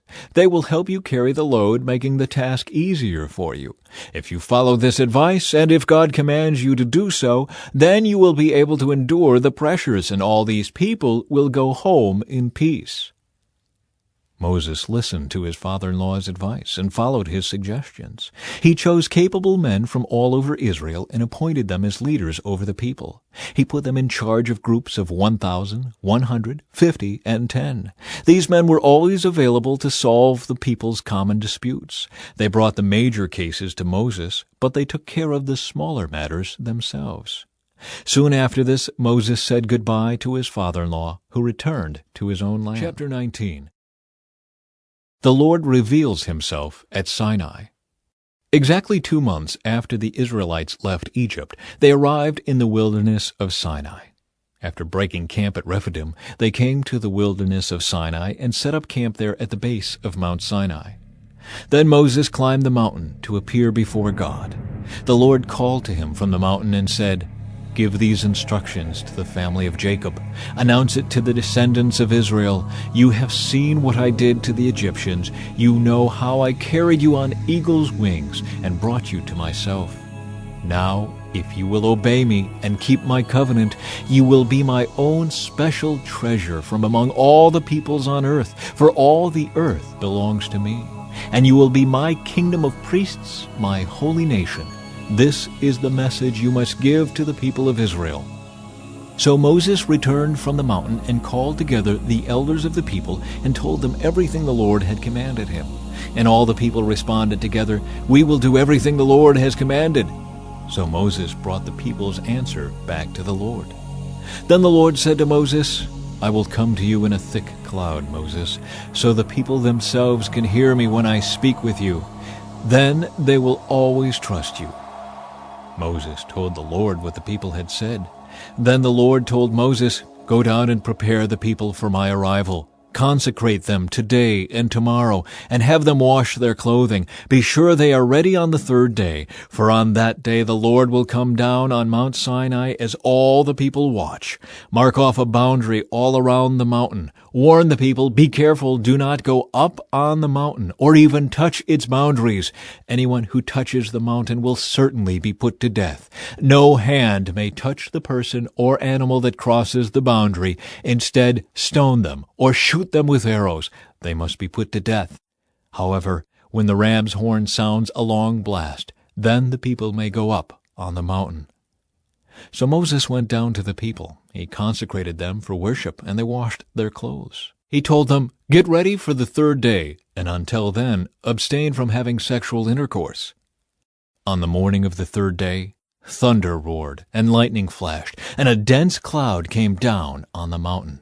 There was a long, loud blast from a ram's horn, and all the people trembled. Moses led them out from the camp to meet with God, and they stood at the foot of the mountain. All of Mount Sinai was covered with smoke because the Lord had descended on it in the form of fire. The smoke billowed into the sky like smoke from a brick kiln, and the whole mountain shook violently. As the blast of the ram's horn grew louder and louder, Moses spoke, and God thundered his reply. The Lord came down on the top of Mount Sinai and called Moses to the top of the mountain. So Moses climbed the mountain. Then the Lord told Moses, "Go back down and warn the people not to break through the boundaries to see the Lord, or they will die. Even the priests who regularly come near to the Lord must purify themselves so that the Lord does not break out and destroy them." "But Lord," Moses protested, "the people cannot come up to Mount Sinai. You already warned us. You told me, mark off a boundary all around the mountain to set it apart as holy." But the Lord said, "Go down and bring Aaron back up with you. In the meantime, do not let the priests or the people break through to approach the Lord, or he will break out and destroy them." So Moses went down to the people and told them what the Lord had said. Chapter 20. 10 Commandments for the Covenant Community. Then God gave the people all these instructions. "I am the Lord your God, who rescued you from the land of Egypt, the place of your slavery. You must not have any other god but me. You must not make for yourself an idol of any kind, or an image of anything in the heavens, or on the earth, or in the sea. You must not bow down to them or worship them, for I, the Lord your God, am a jealous God who will not tolerate your affection for any other gods. I lay the sins of the parents upon their children. The entire family is affected, even children in the 3rd and 4th generations of those who reject me. But I lavish unfailing love for 1,000 generations on those who love me and obey my commands. You must not misuse the name of the Lord your God. The Lord will not let you go unpunished if you misuse his name. Remember to observe the Sabbath day by keeping it holy. You have 6 days each week for your ordinary work. But the 7th day is a Sabbath day of rest dedicated to the Lord your God. On that day, no one in your household may do any work. This includes you, your sons and daughters, your male and female servants, your livestock, and any foreigners living among you. For in 6 days the Lord made the heavens, the earth, the sea, and everything in them. But on the 7th day he rested. That is why the Lord blessed the Sabbath day and set it apart as holy. Honor your father and mother. Then you will live a long, full life in the land the Lord your God is giving you. You must not murder. You must not commit adultery. You must not steal. You must not testify falsely against your neighbor. You must not covet your neighbor's house. You must not covet your neighbor's wife, male or female servant, ox or donkey, or anything else that belongs to your neighbor. When the people heard the thunder and the loud blast of the ram's horn, and when they saw the flashes of lightning and the smoke billowing from the mountain, they stood at a distance, trembling with fear. And they said to Moses, "You speak to us, and we will listen, but don't let God speak directly to us, or we will die." "Don't be afraid," Moses answered them, "for God has come in this way to test you, and so that your fear of him will keep you from sinning." As the people stood in the distance, Moses approached the dark cloud where God was. Proper use of altars. And the Lord said to Moses, "Say this to the people of Israel, You saw for yourselves that I spoke to you from heaven. Remember, you must not make any idols of silver or gold to rival me. Build for me an altar made of earth, and offer your sacrifices to me, your burnt offerings and peace offerings, your sheep and goats, and your cattle. Build my altar wherever I cause my name to be remembered, and I will come to you and bless you. If you use stones to build my altar, use only natural, uncut stones. Do not shape the stones with a tool, for that would make the altar unfit for holy use. And do not approach my altar by going up steps. If you do, someone might look up under your clothing and see your nakedness." Chapter 21. Fair treatment of slaves. These are the regulations you must present to Israel. If you buy a Hebrew slave, he may serve for no more than 6 years. Set him free in the 7th year, and he will owe you nothing for his freedom. If he was single when he became your slave, he shall leave single. But if he was married before he became a slave, then his wife must be freed with him. If his master gave him a wife while he was a slave, and they had sons or daughters, then only the man will be free in the 7th year, but his wife and children will still belong to his master. But the slave may declare, "I love my master, my wife, and my children. I don't want to go free." If he does this, his master must present him before God. Then his master must take him to the door or doorpost and publicly pierce his ear with an awl. After that, the slave will serve his master for life. When a man sells his daughter as a slave, she will not be freed at the end of 6 years, as the men are. If she does not satisfy her owner, he must allow her to be bought back again. But he is not allowed to sell her to foreigners, since he is the one who broke the contract with her. But if the slave's owner arranges for her to marry his son, he may no longer treat her as a slave, but as a daughter. If a man who has married a slave wife takes another wife for himself, he must not neglect the rights of the first wife to food, clothing, and sexual intimacy. If he fails in any of these 3 obligations, she may leave as a free woman without making any payment. Cases of personal injury. Anyone who assaults and kills another person must be put to death. But if it was simply an accident permitted by God, I will appoint a place of refuge where the slayer can run for safety. However, if someone deliberately kills another person, then the slayer must be dragged even from my altar and be put to death. Anyone who strikes father or mother must be put to death. Kidnappers must be put to death, whether they are caught in possession of their victims or have already sold them as slaves. Anyone who dishonors father or mother must be put to death. Now suppose 2 men quarrel, and one hits the other with a stone or fist, and the injured person does not die, but is confined to bed. If he is later able to walk outside again, even with a crutch, the assailant will not be punished, but must compensate his victim for lost wages and provide for his full recovery. If a man beats his male or female slave with a club, and the slave dies as a result, the owner must be punished. But if the slave recovers within a day or 2, then the owner shall not be punished, since the slave is his property. Now suppose 2 men are fighting, and in the process they accidentally strike a pregnant woman so she gives birth prematurely.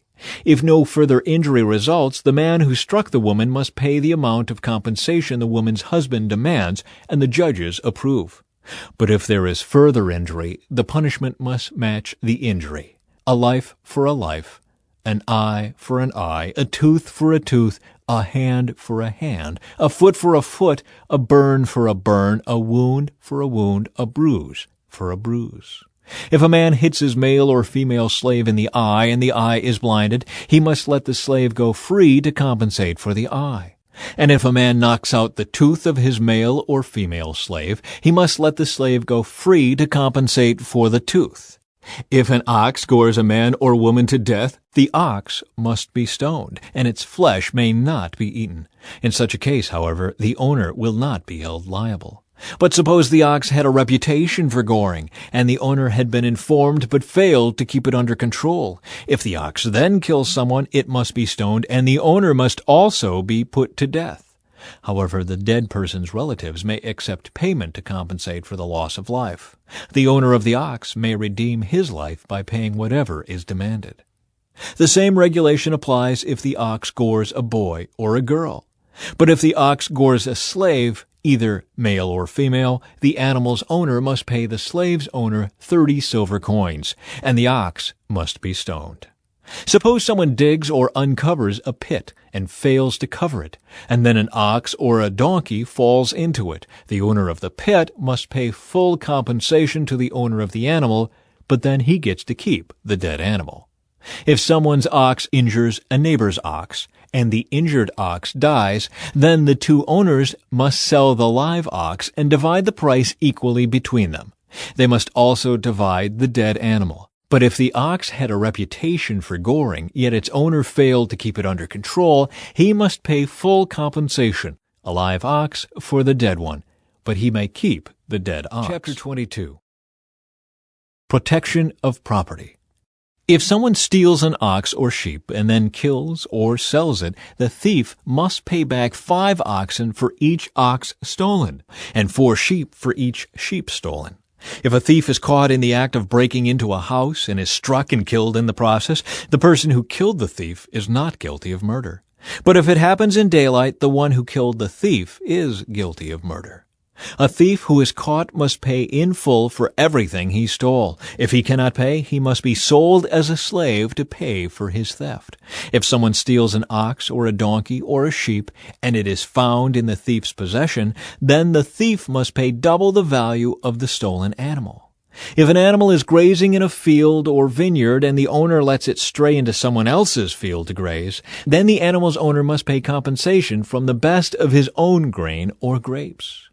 If you are burning thorn bushes and the fire gets out of control and spreads into another person's field, destroying the sheaves or the uncut grain or the whole crop, the one who started the fire must pay for the lost crop. Suppose someone leaves money or goods with a neighbor for safekeeping, and they are stolen from the neighbor's house. If the thief is caught, the compensation is double the value of what was stolen. But if the thief is not caught, the neighbor must appear before God, who will determine if he stole the property. Suppose there is a dispute between 2 people who both claim to own a particular ox, donkey, sheep, article of clothing, or any lost property.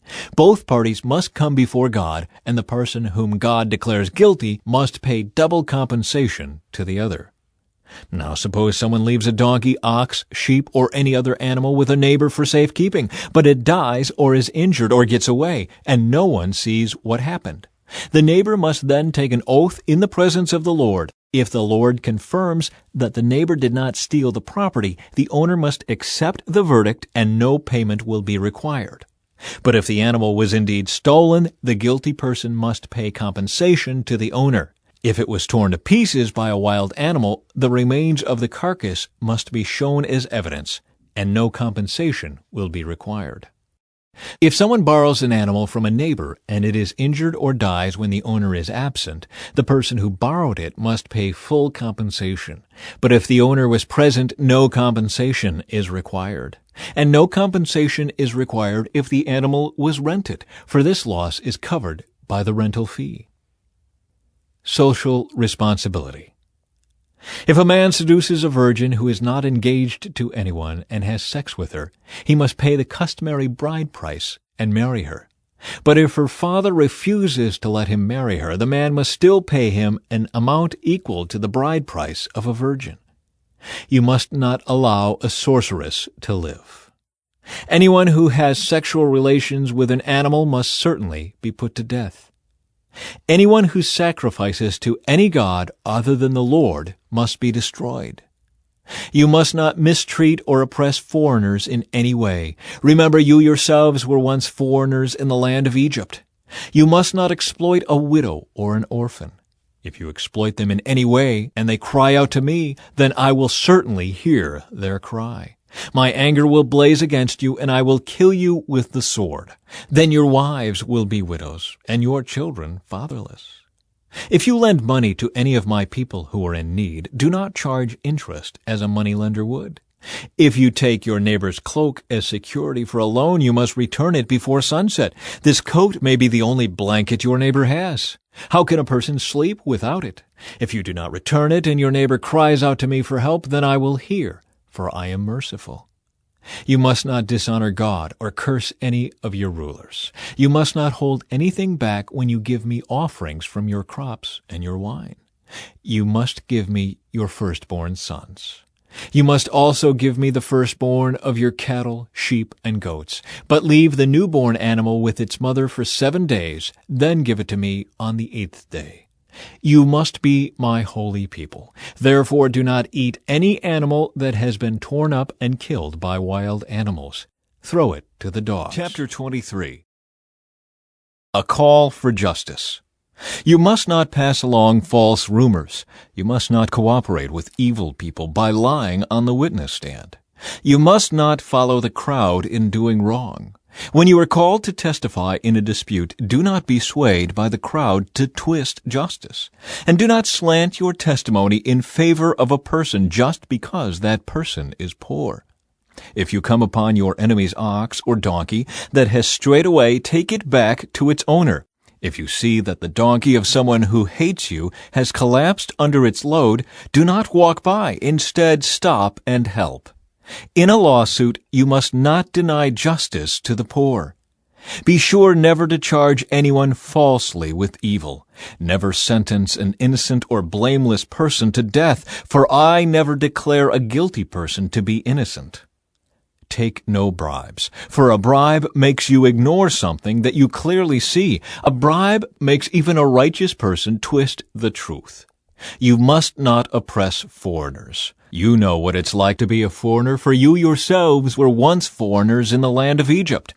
Plant and harvest your crops for 6 years, but let the land be renewed and lie uncultivated during the 7th year.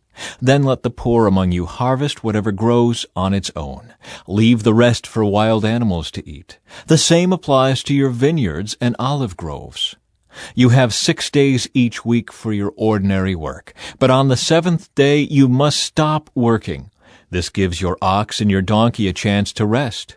It also allows your slaves and the foreigners living among you to be refreshed. Pay close attention to all my instructions. You must not call on the name of any other gods.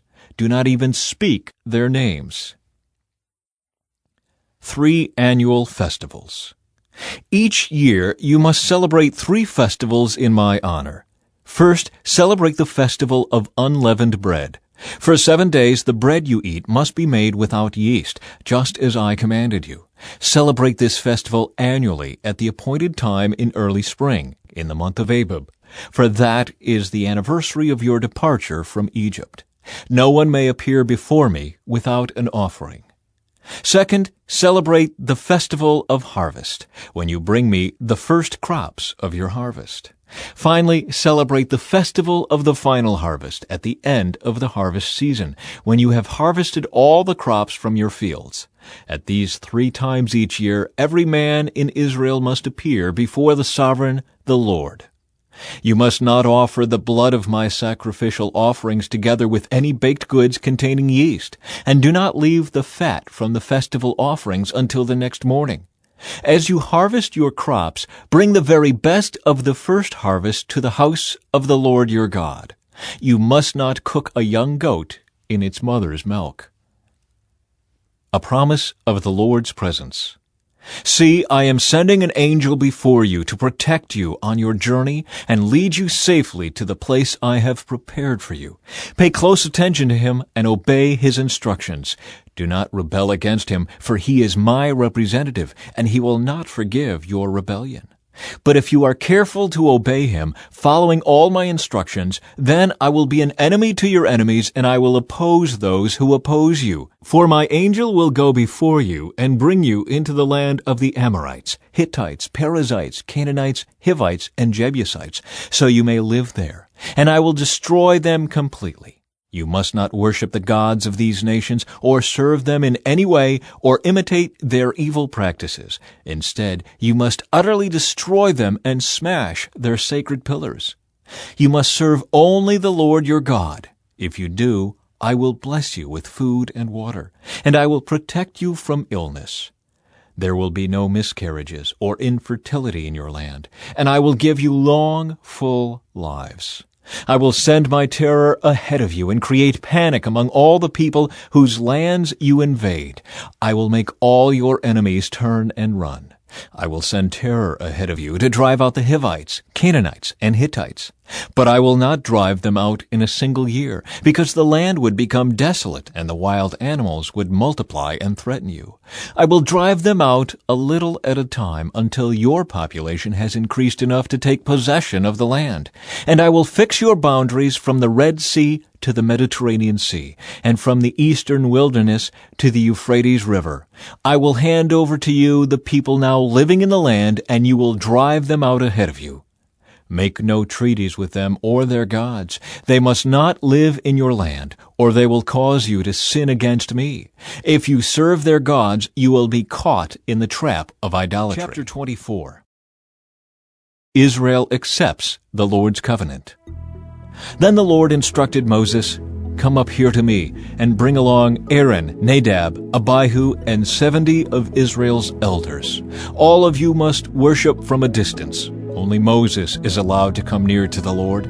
The others must not come near, and none of the other people are allowed to climb up the mountain with him."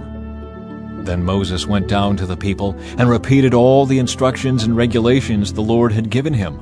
All the people answered with one voice, "We will do everything the Lord has commanded." Then Moses carefully wrote down all the Lord's instructions. Early the next morning, Moses got up and built an altar at the foot of the mountain. He also set up 12 pillars, one for each of the 12 tribes of Israel. Then he sent some of the young Israelite men to present burnt offerings and to sacrifice bulls as peace offerings to the Lord. Moses drained half the blood from these animals into basins. The other half he splattered against the altar. Then he took the book of the covenant and read it aloud to the people. Again they all responded, "We will do everything the Lord has commanded. We will obey." Then Moses took the blood from the basins and splattered it over the people, declaring, "Look, this blood confirms the covenant the Lord has made with you in giving you these instructions." Then Moses, Aaron, Nadab, Abihu, and the 70 elders of Israel climbed up the mountain. There they saw the God of Israel. Under his feet there seemed to be a surface of brilliant blue lapis lazuli, as clear as the sky itself. And though these nobles of Israel gazed upon God, he did not destroy them. In fact, they ate a covenant meal, eating and drinking in his presence. Then the Lord said to Moses, "Come up to me on the mountain. Stay there, and I will give you the tablets of stone on which I have inscribed the instructions and commands, so you can teach the people." So Moses and his assistant Joshua set out, and Moses climbed up the mountain of God. Moses told the elders, "Stay here and wait for us until we come back. Aaron and Hur are here with you. If anyone has a dispute while I am gone, consult with them."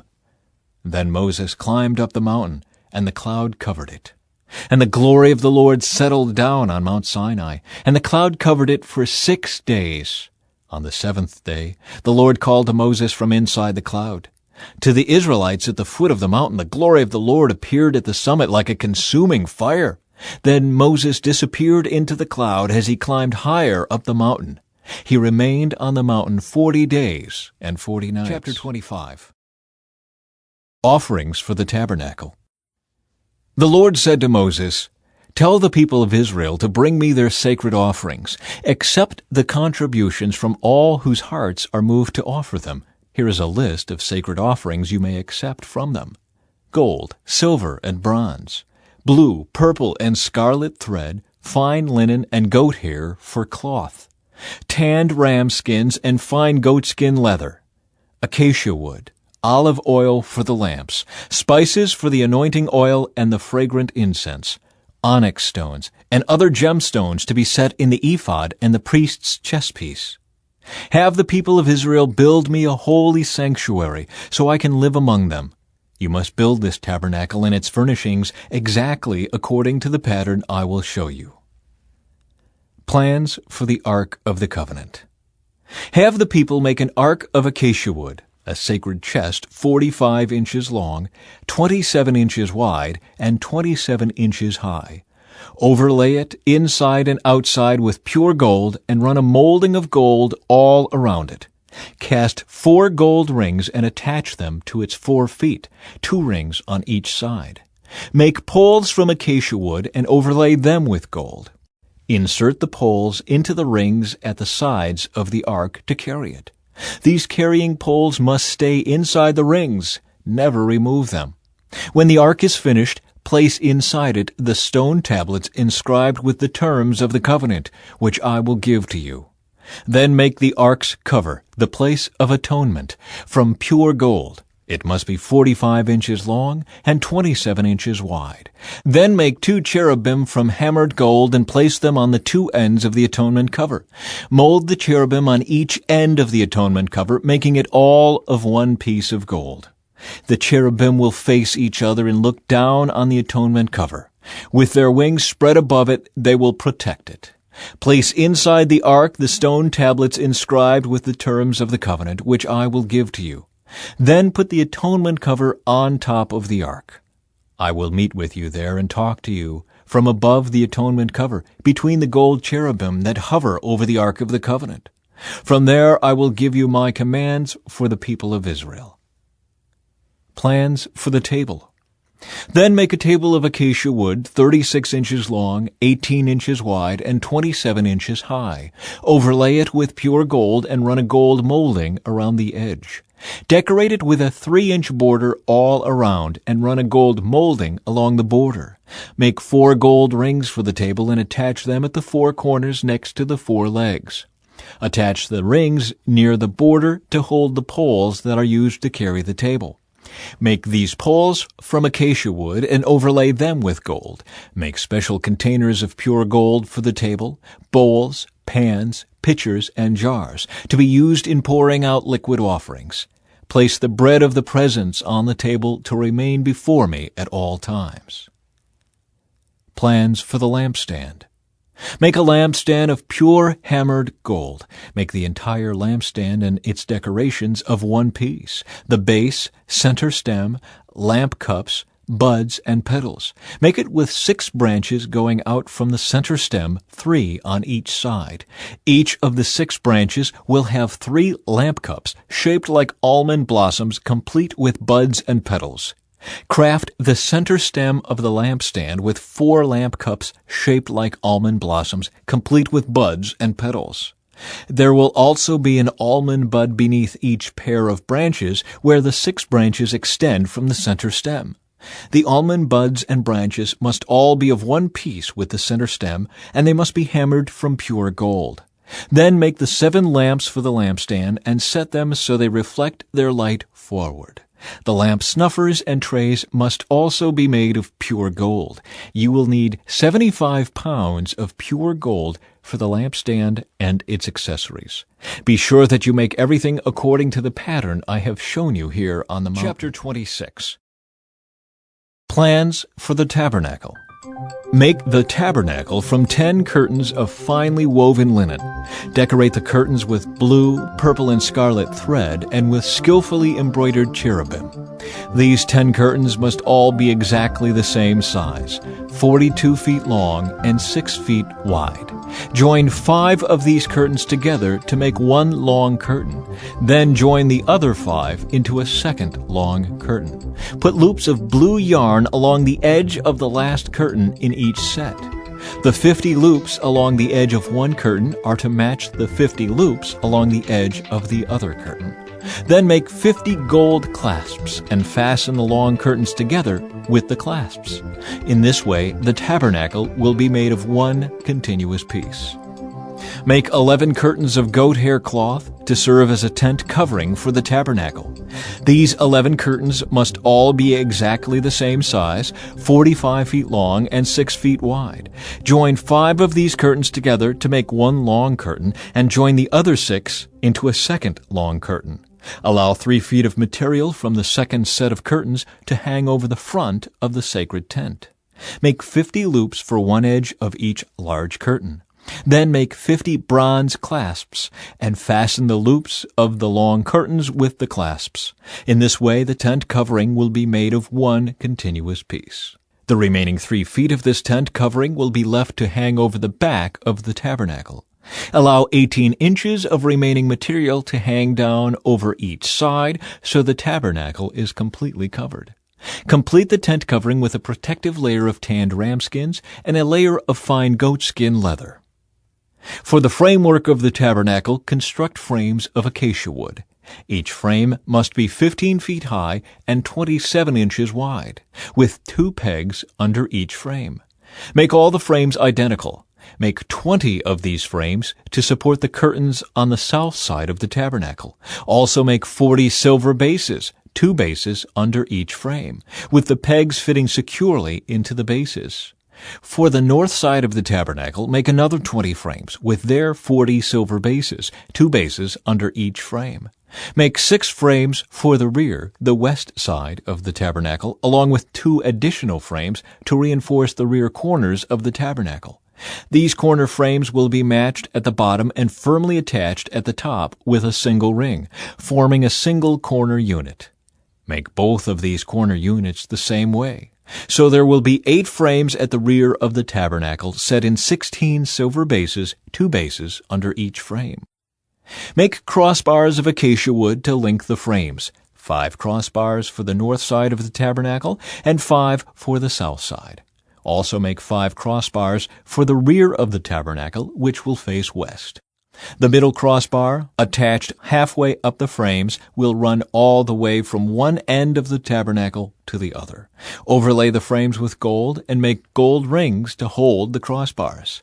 Overlay the crossbars with gold as well.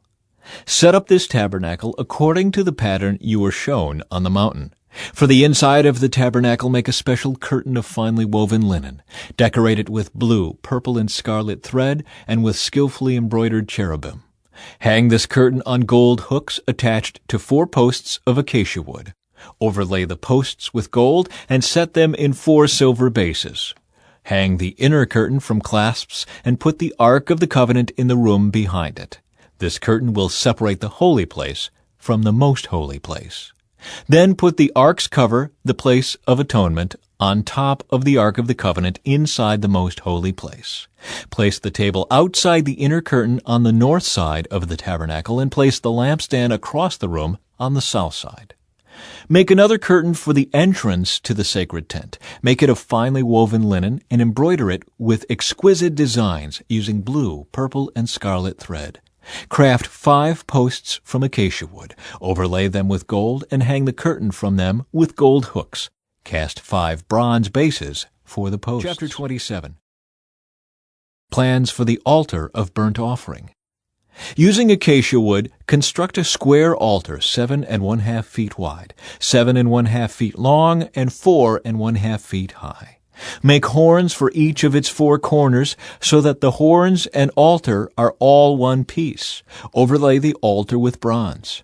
Make ash buckets, shovels, basins, meat forks, and fire pans, all of bronze. Make a bronze grating for it and attach 4 bronze rings at its 4 corners. Install the grating halfway down the side of the altar under the ledge. For carrying the altar, make poles from acacia wood and overlay them with bronze. Insert the poles through the rings on the two sides of the altar. The altar must be hollow, made from planks. Build it just as you were shown on the mountain. Plans for the courtyard. Then make the courtyard for the tabernacle, enclosed with curtains made of finely woven linen. On the south side, make the curtains 150 feet long. They will be held up by 20 posts set securely in 20 bronze bases. Hang the curtains with silver hooks and rings. Make the curtains the same on the north side, 150 feet of curtains held up by 20 posts set securely in bronze bases. Hang the curtains with silver hooks and rings. The curtains on the west end of the courtyard will be 75 feet long, supported by 10 posts set into 10 bases. The east end of the courtyard, the front, will also be 75 feet long. The courtyard entrance will be on the east end, flanked by 2 curtains. The curtain on the right side will be 22½ feet long, supported by 3 posts set into 3 bases. The curtain on the left side will also be 22½ feet long, supported by 3 posts set into 3 bases. For the entrance to the courtyard, make a curtain that is 30 feet long. Make it from finely woven linen and decorate it with beautiful embroidery in blue, purple, and scarlet thread. Support it with 4 posts, each securely set in its own base. All the posts around the courtyard must have silver rings and hooks and bronze bases. So the entire courtyard will be 150 feet long and 75 feet wide, with curtain walls 7½ feet high, made from finely woven linen. The bases for the posts will be made of bronze. All the articles used in the rituals of the tabernacle, including all the tent pegs used to support the tabernacle and the courtyard curtains, must be made of bronze.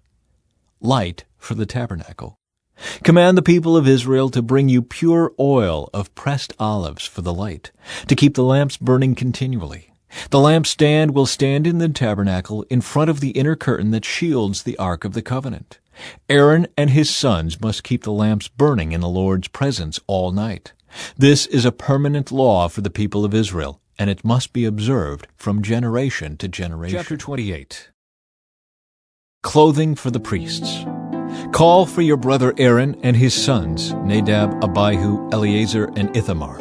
Set them apart from the rest of the people of Israel, so they may minister to me and be my priests. Make sacred garments for Aaron that are glorious and beautiful. Instruct all the skilled craftsmen whom I have filled with the spirit of wisdom.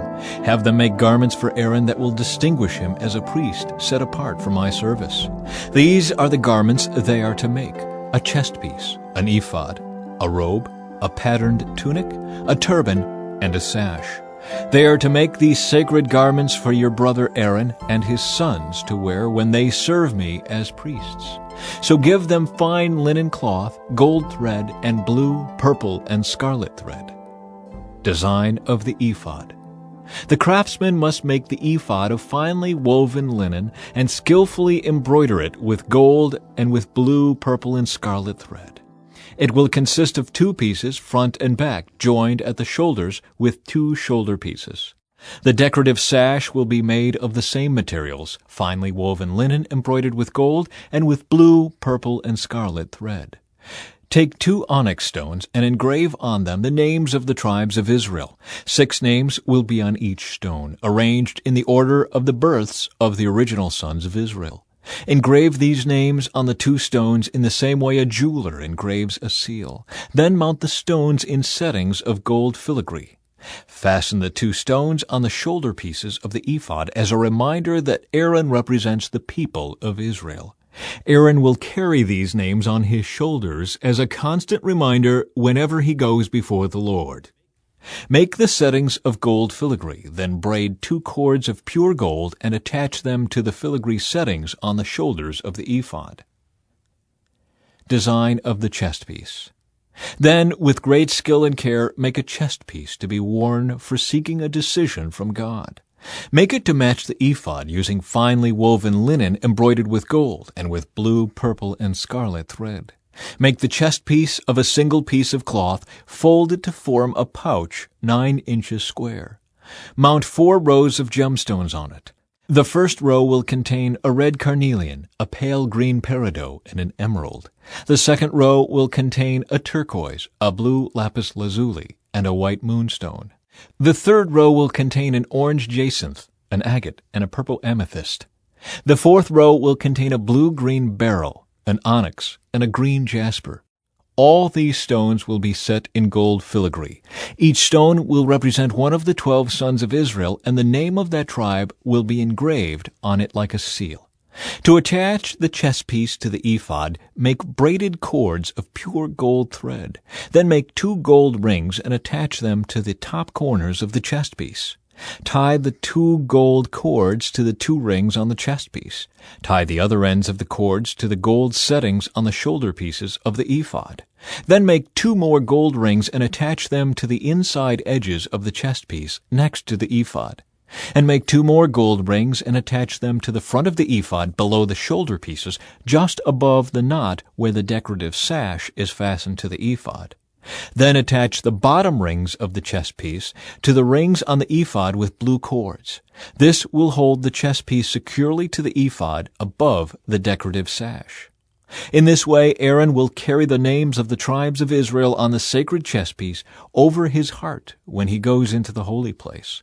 This will be a continual reminder that he represents the people when he comes before the Lord. Insert the Urim and Thummim into the sacred chest piece so they will be carried over Aaron's heart when he goes into the Lord's presence. In this way, Aaron will always carry over his heart the objects used to determine the Lord's will for his people whenever he goes in before the Lord. Additional clothing for the priests. Make the robe that is worn with the ephod from a single piece of blue cloth, with an opening for Aaron's head in the middle of it. Reinforce the opening with a woven collar so it will not tear. Make pomegranates out of blue, purple, and scarlet yarn and attach them to the hem of the robe with gold bells between them. The gold bells and pomegranates are to alternate all around the hem. Aaron will wear this robe whenever he ministers before the Lord, and the bells will tinkle as he goes in and out of the Lord's presence in the holy place. If he wears it, he will not die. Next, make a medallion of pure gold, and engrave it like a seal with these words, Holy to the Lord. Attach the medallion with a blue cord to the front of Aaron's turban, where it must remain. Aaron must wear it on his forehead, so he may take on himself any guilt of the people of Israel when they consecrate their sacred offerings. He must always wear it on his forehead, so the Lord will accept the people. Weave Aaron's patterned tunic from fine linen cloth. Fashion the turban from this linen as well. Also make a sash, and decorate it with colorful embroidery. For Aaron's sons, make tunics, sashes, and special head coverings that are glorious and beautiful. Clothe your brother Aaron and his sons with these garments, and then anoint and ordain them. Consecrate them so they can serve as my priests. Also make linen undergarments for them to be worn next to their bodies, reaching from their hips to their thighs. These must be worn whenever Aaron and his sons enter the tabernacle or approach the altar in the holy place to perform their priestly duties. Then they will not incur guilt and die. This is a permanent law for Aaron and all his descendants after him. Chapter 29. Dedication of the priests. This is the ceremony you must follow when you consecrate Aaron and his sons to serve me as priests. Take a young bull and 2 rams with no defects. Then, using choice wheat flour and no yeast, make loaves of bread, thin cakes mixed with olive oil, and wafers spread with oil. Place them all in a single basket and present them at the entrance of the tabernacle, along with the young bull and the 2 rams. Present Aaron and his sons at the entrance of the tabernacle and wash them with water. Dress Aaron in his priestly garments, the tunic, the robe worn with the ephod itself, and the chest piece. Then wrap the decorative sash of the ephod around him. Place the turban on his head and fasten the sacred medallion to the turban.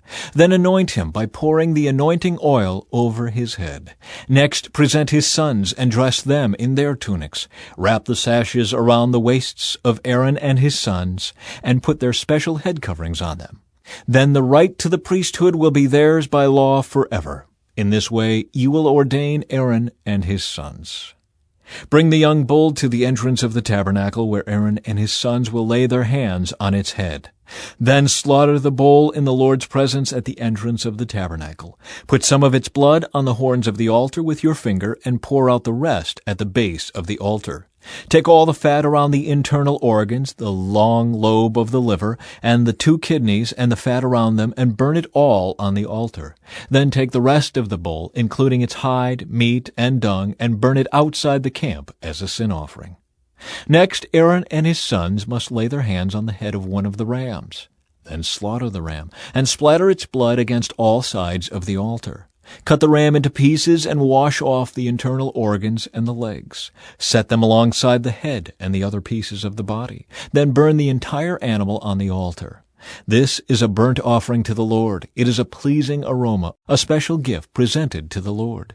Now take the other ram and have Aaron and his sons lay their hands on its head. Then slaughter it and apply some of its blood to the right earlobes of Aaron and his sons. Also put it on the thumbs of their right hands and the big toes of their right feet. Splatter the rest of the blood against all sides of the altar. Then take some of the blood from the altar and some of the anointing oil and sprinkle it on Aaron and his sons and on their garments. In this way, they and their garments will be set apart as holy.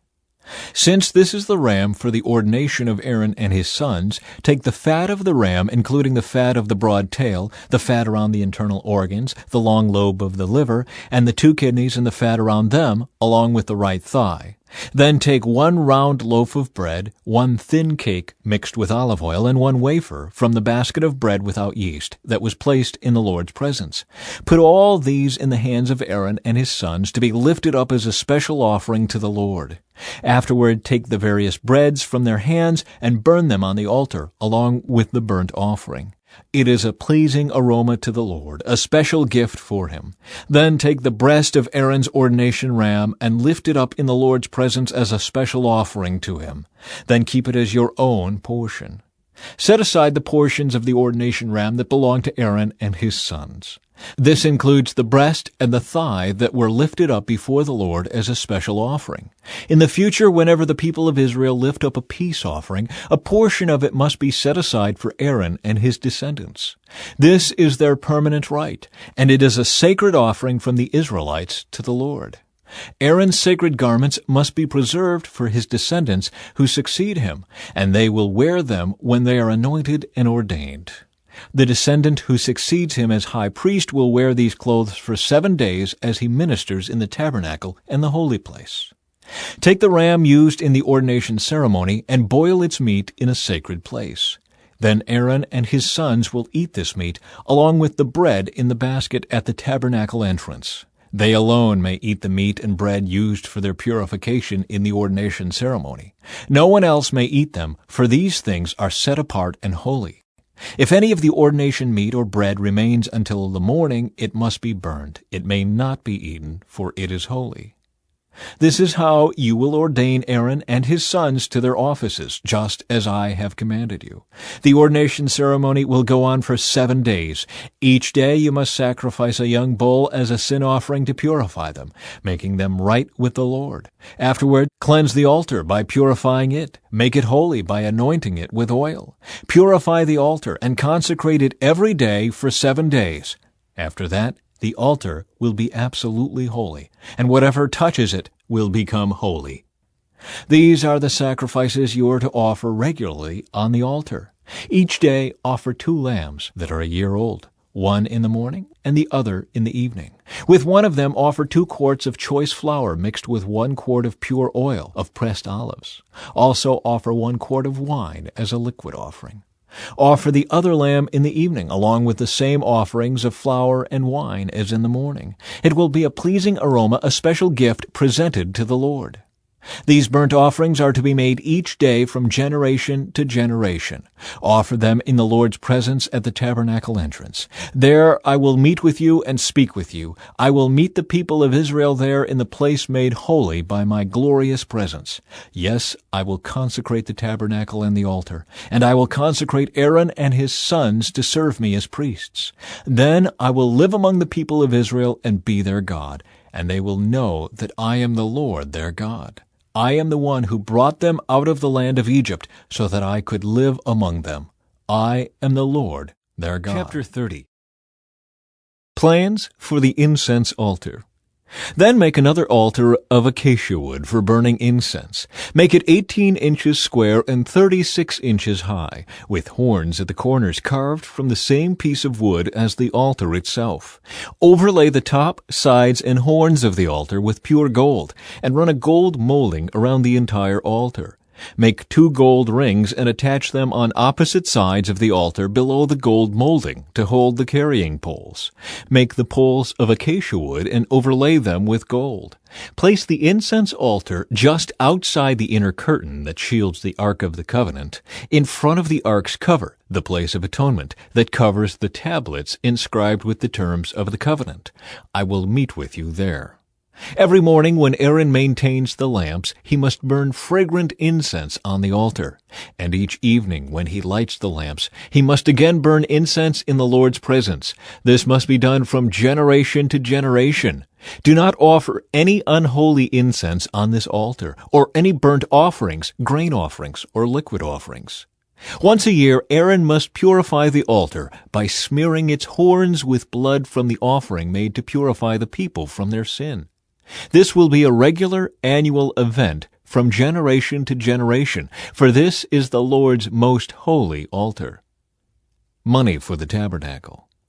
Then the Lord said to Moses, "Whenever you take a census of the people of Israel, each man who is counted must pay a ransom for himself to the Lord. Then no plague will strike the people as you count them. Each person who is counted must give a small piece of silver as a sacred offering to the Lord. This payment is half a shekel, based on the sanctuary shekel, which equals 20 gerahs. All who have reached their 20th birthday must give this sacred offering to the Lord. When this offering is given to the Lord to purify your lives, making you right with Him, the rich must not give more than the specified amount, and the poor must not give less. Receive this ransom money from the Israelites and use it for the care of the tabernacle. It will bring the Israelites to the Lord's attention, and it will purify your lives." Plans for the wash basin. Then the Lord said to Moses, "Make a bronze wash basin with a bronze stand. Place it between the tabernacle and the altar, and fill it with water. Aaron and his sons will wash their hands and feet there. They must wash with water whenever they go into the tabernacle to appear before the Lord, and when they approach the altar to burn up their special gifts to the Lord, or they will die. They must always wash their hands and feet, or they will die. This is a permanent law for Aaron and his descendants, to be observed from generation to generation." The anointing oil. Then the Lord said to Moses, "Collect choice spices, 12½ pounds of pure myrrh, 6¼ pounds of fragrant cinnamon, 6¼ pounds of fragrant calamus, and 12½ pounds of cassia, as measured by the weight of the sanctuary shekel. Also get 1 gallon of olive oil. Like a skilled incense maker, blend these ingredients to make a holy anointing oil. Use this sacred oil to anoint the tabernacle, the Ark of the Covenant, the table and all its utensils, the lampstand and all its accessories, the incense altar, the altar of burnt offering and all its utensils, and the wash basin with its stand. Consecrate them to make them absolutely holy. After this, whatever touches them will also become holy. Anoint Aaron and his sons also, consecrating them to serve me as priests. And say to the people of Israel, this holy anointing oil is reserved for me from generation to generation. It must never be used to anoint anyone else, and you must never make any blend like it for yourselves. It is holy, and you must treat it as holy. Anyone who makes a blend like it or anoints someone other than a priest will be cut off from the community. The incense. Then the Lord said to Moses, "Gather fragrant spices, resin droplets, mollusk shell, and galbanum, and mix these fragrant spices with pure frankincense, weighed out in equal amounts. Using the usual techniques of the incense maker, blend the spices together and sprinkle them with salt to produce a pure and holy incense. Grind some of the mixture into a very fine powder and put it in front of the Ark of the Covenant, where I will meet with you in the tabernacle. You must treat this incense as most holy. Never use this formula to make this incense for yourselves. It is reserved for the Lord, and you must treat it as holy. Anyone who makes incense like this for personal use will be cut off from the community." Chapter 31. Craftsmen, Bezalel and Aholiab. Then the Lord said to Moses, "Look, I have specifically chosen Bezalel, son of Uri, grandson of Hur, of the tribe of Judah. I have filled him with the Spirit of God, giving him great wisdom, ability, and expertise in all kinds of crafts. He is a master craftsman, expert in working with gold, silver, and bronze. He is skilled in engraving and mounting gemstones, and in carving wood. He is a master at every craft. And I have personally appointed Aholiab, son of Ahisamach, of the tribe of Dan, to be his assistant. Moreover, I have given special skill to all the gifted craftsmen, so they can make all the things I have commanded you to make: the tabernacle, the Ark of the Covenant, the Ark's cover, the place of atonement, all the furnishings of the tabernacle, the table and its utensils, the pure gold lampstand with all its accessories, the incense altar, the altar of burnt offering with all its utensils, the wash basin with its stand, the beautifully stitched garments, the sacred garments for Aaron the priest, and the garments for his sons to wear as they minister as priests, the anointing oil, the fragrant incense for the holy place. The craftsman must make everything as I have commanded you." Instructions for the Sabbath. The Lord then gave these instructions to Moses. "Tell the people of Israel, be careful to keep my Sabbath day, for the Sabbath is a sign of the covenant between me and you from generation to generation. It is given so you may know that I am the Lord who makes you holy. You must keep the Sabbath day, for it is a holy day for you. Anyone who desecrates it must be put to death. Anyone who works on that day will be cut off from the community. You have 6 days each week for your ordinary work, but the seventh day must be a Sabbath day of complete rest, a holy day dedicated to the Lord. Anyone who works on the Sabbath must be put to death. The people of Israel must keep the Sabbath day by observing it from generation to generation. This is a covenant obligation for all time. It is a permanent sign of my covenant with the people of Israel. For in 6 days the Lord made heaven and earth, but on the seventh day he stopped working and was refreshed. When the Lord finished speaking with Moses on Mount Sinai, he gave him the 2 stone tablets inscribed with the terms of the covenant, written by the finger of God. Chapter 32. The Gold Calf. When the people saw how long it was taking Moses to come back down the mountain, they gathered around Aaron. "Come on," they said, "make us some gods who can lead us. We don't know what happened to this fellow Moses who brought us here from the land of Egypt." So Aaron said, "Take the gold rings from the ears of your wives and sons and daughters and bring them to me." All the people took the gold rings from their ears and brought them to Aaron. Then Aaron took the gold, melted it down, and molded it into the shape of a calf. When the people saw it, they exclaimed, "O Israel, these are the gods who brought you out of the land of Egypt." Aaron saw how excited the people were, so he built an altar in front of the calf. Then he announced, "Tomorrow will be a festival to the Lord." The people got up early the next morning to sacrifice burnt offerings and peace offerings. After this, they celebrated with feasting and drinking, and they indulged in pagan revelry. The Lord told Moses, "Quick, go down the mountain. Your people, whom you brought from the land of Egypt, have corrupted themselves. How quickly they have turned away from the way I commanded them to live. They have melted down gold and made a calf, and they have bowed down and sacrificed to it. They are saying, 'These are your gods, O Israel, who brought you out of the land of Egypt.'" Then the Lord said, "I have seen how stubborn and rebellious these people are. Now leave me alone so my fierce anger can blaze against them, and I will destroy them. Then I will make you, Moses, into a great nation." But Moses tried to pacify the Lord his God. "O Lord," he said, "why are you so angry with your own people, whom you brought from the land of Egypt with such great power and such a strong hand? Why let the Egyptians say, 'Their God rescued them with the evil intention of slaughtering them in the mountains and wiping them from the face of the earth'? Turn away from your fierce anger. Change your mind about this terrible disaster you have threatened against your people.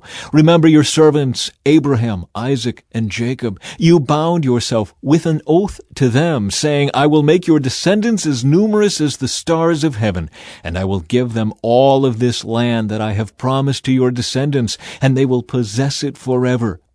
So the Lord changed his mind about the terrible disaster he had threatened to bring on his people. Then Moses turned and went down the mountain. He held in his hands the 2 stone tablets inscribed with the terms of the covenant. They were inscribed on both sides, front and back. These tablets were God's work. The words on them were written by God himself. When Joshua heard the boisterous noise of the people shouting below them, he exclaimed to Moses, "It sounds like war in the camp." But Moses replied, "No, it's not a shout of victory, nor the wailing of defeat. I hear the sound of a celebration." When they came near the camp, Moses saw the calf and the dancing, and he burned with anger. He threw the stone tablets to the ground, smashing them at the foot of the mountain. He took the calf they had made and burned it. Then he ground it into powder, threw it into the water, and forced the people to drink it. Finally, he turned to Aaron and demanded, "What did these people do to you, to make you bring such terrible sin upon them?" "Don't get so upset, my lord," Aaron replied. "You yourself know how evil these people are. They said to me, 'Make us gods who will lead us.' We don't know what happened to this fellow Moses who brought us here from the land of Egypt. So I told them, 'Whoever has gold jewelry, take it off.' When they brought it to me, I simply threw it into the fire, and out came this calf." Moses saw that Aaron had let the people get completely out of control, much to the amusement of their enemies. So he stood at the entrance to the camp and shouted, "All of you who are on the Lord's side, come here and join me." And all the Levites gathered around him. Moses told them, "This is what the Lord, the God of Israel, says. Each of you, take your swords and go back and forth from one end of the camp to the other. Kill everyone, even your brothers, friends, and neighbors." The Levites obeyed Moses' command, and about 3,000 people died that day. Then Moses told the Levites, "Today you have ordained yourselves for the service of the Lord, for you obeyed him even though it meant killing your own sons and brothers. Today you have earned a blessing." Moses intercedes for Israel. The next day Moses said to the people, "You have committed a terrible sin, but I will go back up to the Lord on the mountain. Perhaps I will be able to obtain forgiveness for your sin." So Moses returned to the Lord and said, "Oh, what a terrible sin these people have committed. They have made gods of gold for themselves. But now, if you will only forgive their sin, but if not, erase my name from the record you have written." But the Lord replied to Moses, "No, I will erase the name of everyone who has sinned against me. Now go, lead the people to the place I told you about. Look, my angel will lead the way before you, and when I come to call the people to account, I will certainly hold them responsible for their sins." Then the Lord sent a great plague upon the people because they had worshipped the calf Aaron had made. Chapter 33. The Lord said to Moses, "Get going, you and the people you brought up from the land of Egypt. Go up to the land I swore to give to Abraham, Isaac, and Jacob. I told them, I will give this land to your descendants, and I will send an angel before you to drive out the Canaanites, Amorites, Hittites, Perizzites, Hivites, and Jebusites. Go up to this land that flows with milk and honey, but I will not travel among you, for you are a stubborn and rebellious people. If I did, I would surely destroy you along the way."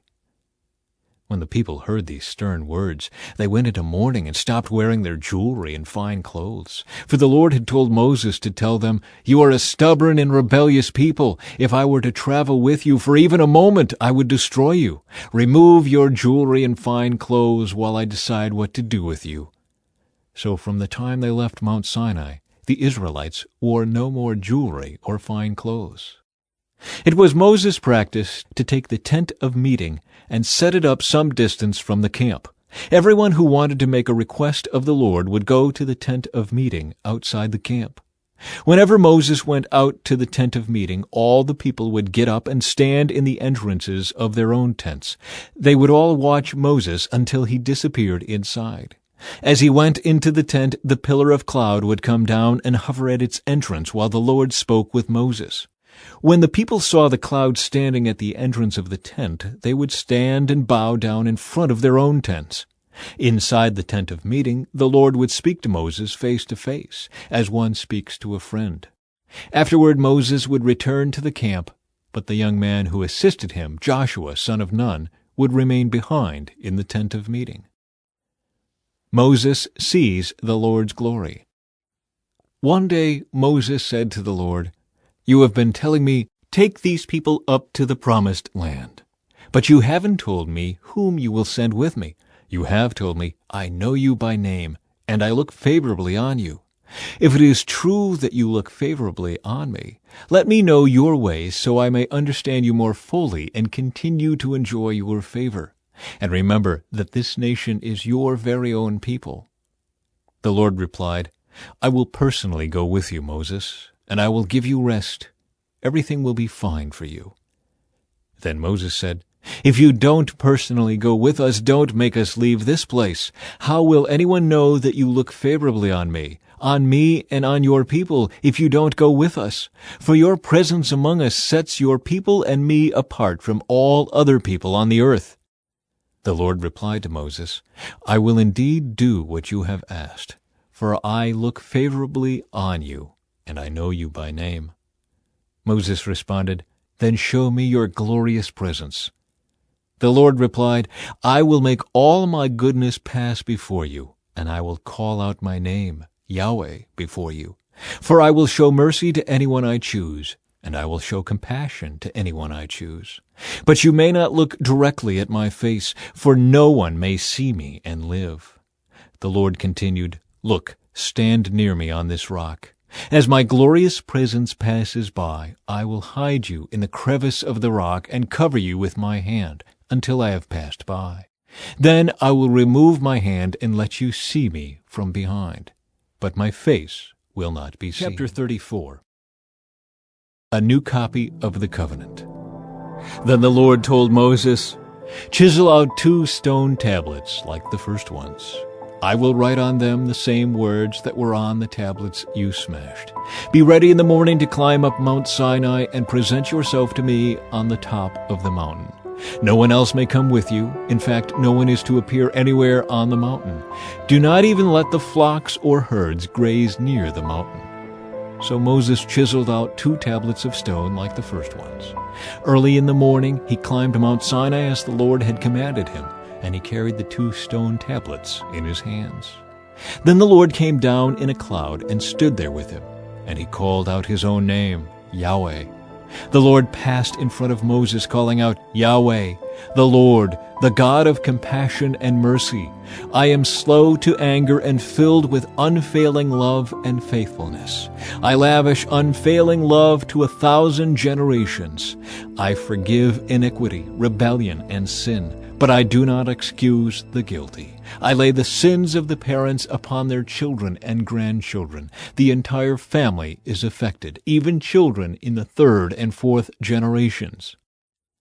Moses immediately threw himself to the ground and worshipped. And he said, "O Lord, if it is true that I have found favor with you, then please travel with us. Yes, this is a stubborn and rebellious people, but please forgive our iniquity and our sins. Claim us as your own special possession." The Lord replied, "Listen, I am making a covenant with you in the presence of all your people. I will perform miracles that have never been performed anywhere in all the earth or in any nation, and all the people around you will see the power of the Lord, the awesome power I will display for you. But listen carefully to everything I command you today. Then I will go ahead of you and drive out the Amorites, Canaanites, Hittites, Perizzites, Hivites, and Jebusites. Be very careful never to make a treaty with the people who live in the land where you are going. If you do, you will follow their evil ways and be trapped. Instead, you must break down their pagan altars, smash their sacred pillars, and cut down their Asherah poles. You must worship no other gods, for the Lord, whose very name is jealous, is a God who is jealous about his relationship with you. You must not make a treaty of any kind with the people living in the land. They lust after their gods, offering sacrifices to them. They will invite you to join them in their sacrificial meals, and you will go with them. Then you will accept their daughters who sacrifice to other gods as wives for your sons. And they will seduce your sons to commit adultery against me by worshiping other gods. You must not make any gods of molten metal for yourselves. You must celebrate the festival of unleavened bread. For 7 days the bread you eat must be made without yeast, just as I commanded you. Celebrate this festival annually at the appointed time in early spring, in the month of Abib, for that is the anniversary of your departure from Egypt.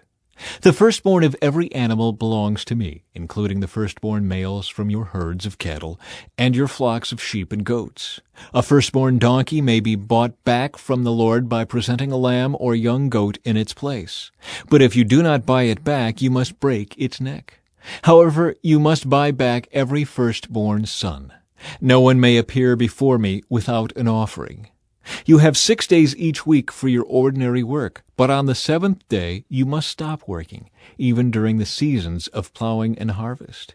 You must celebrate the festival of harvest with the first crop of the wheat harvest, and celebrate the festival of the final harvest at the end of the harvest season.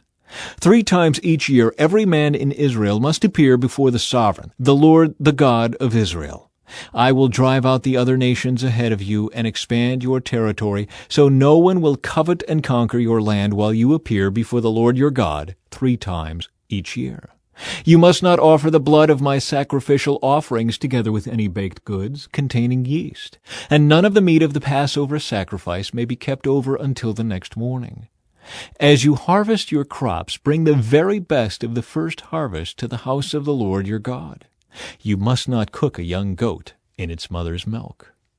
Then the Lord said to Moses, Write down all these instructions, for they represent the terms of the covenant I am making with you and with Israel. Moses remained there on the mountain with the Lord 40 days and 40 nights. In all that time he ate no bread and drank no water. And the Lord wrote the terms of the covenant, the 10 Commandments, on the stone tablets. When Moses came down Mount Sinai carrying the 2 stone tablets inscribed with the terms of the covenant, he wasn't aware that his face had become radiant because he had spoken to the Lord. So when Aaron and the people of Israel saw the radiance of Moses' face, they were afraid to come near him. But Moses called out to them and asked Aaron and all the leaders of the community to come over, and he talked with them. Then all the people of Israel approached him, and Moses gave them all the instructions the Lord had given him on Mount Sinai. When Moses finished speaking with them, he covered his face with a veil. But whenever he went into the tent of meeting to speak with the Lord, he would remove the veil until he came out again. Then he would give the people whatever instructions the Lord had given him, and the people of Israel would see the radiant glow of his face. So he would put the veil over his face until he returned to speak with the Lord. Chapter 35. Instructions for the Sabbath. Then Moses called together the whole community of Israel and told them, These are the instructions the Lord has commanded you to follow. You have 6 days each week for your ordinary work, but the 7th day must be a Sabbath day of complete rest, a holy day dedicated to the Lord. Anyone who works on that day must be put to death. You must not even light a fire in any of your homes on the Sabbath. Offerings for the tabernacle. Then Moses said to the whole community of Israel, This is what the Lord has commanded. Take a sacred offering for the Lord.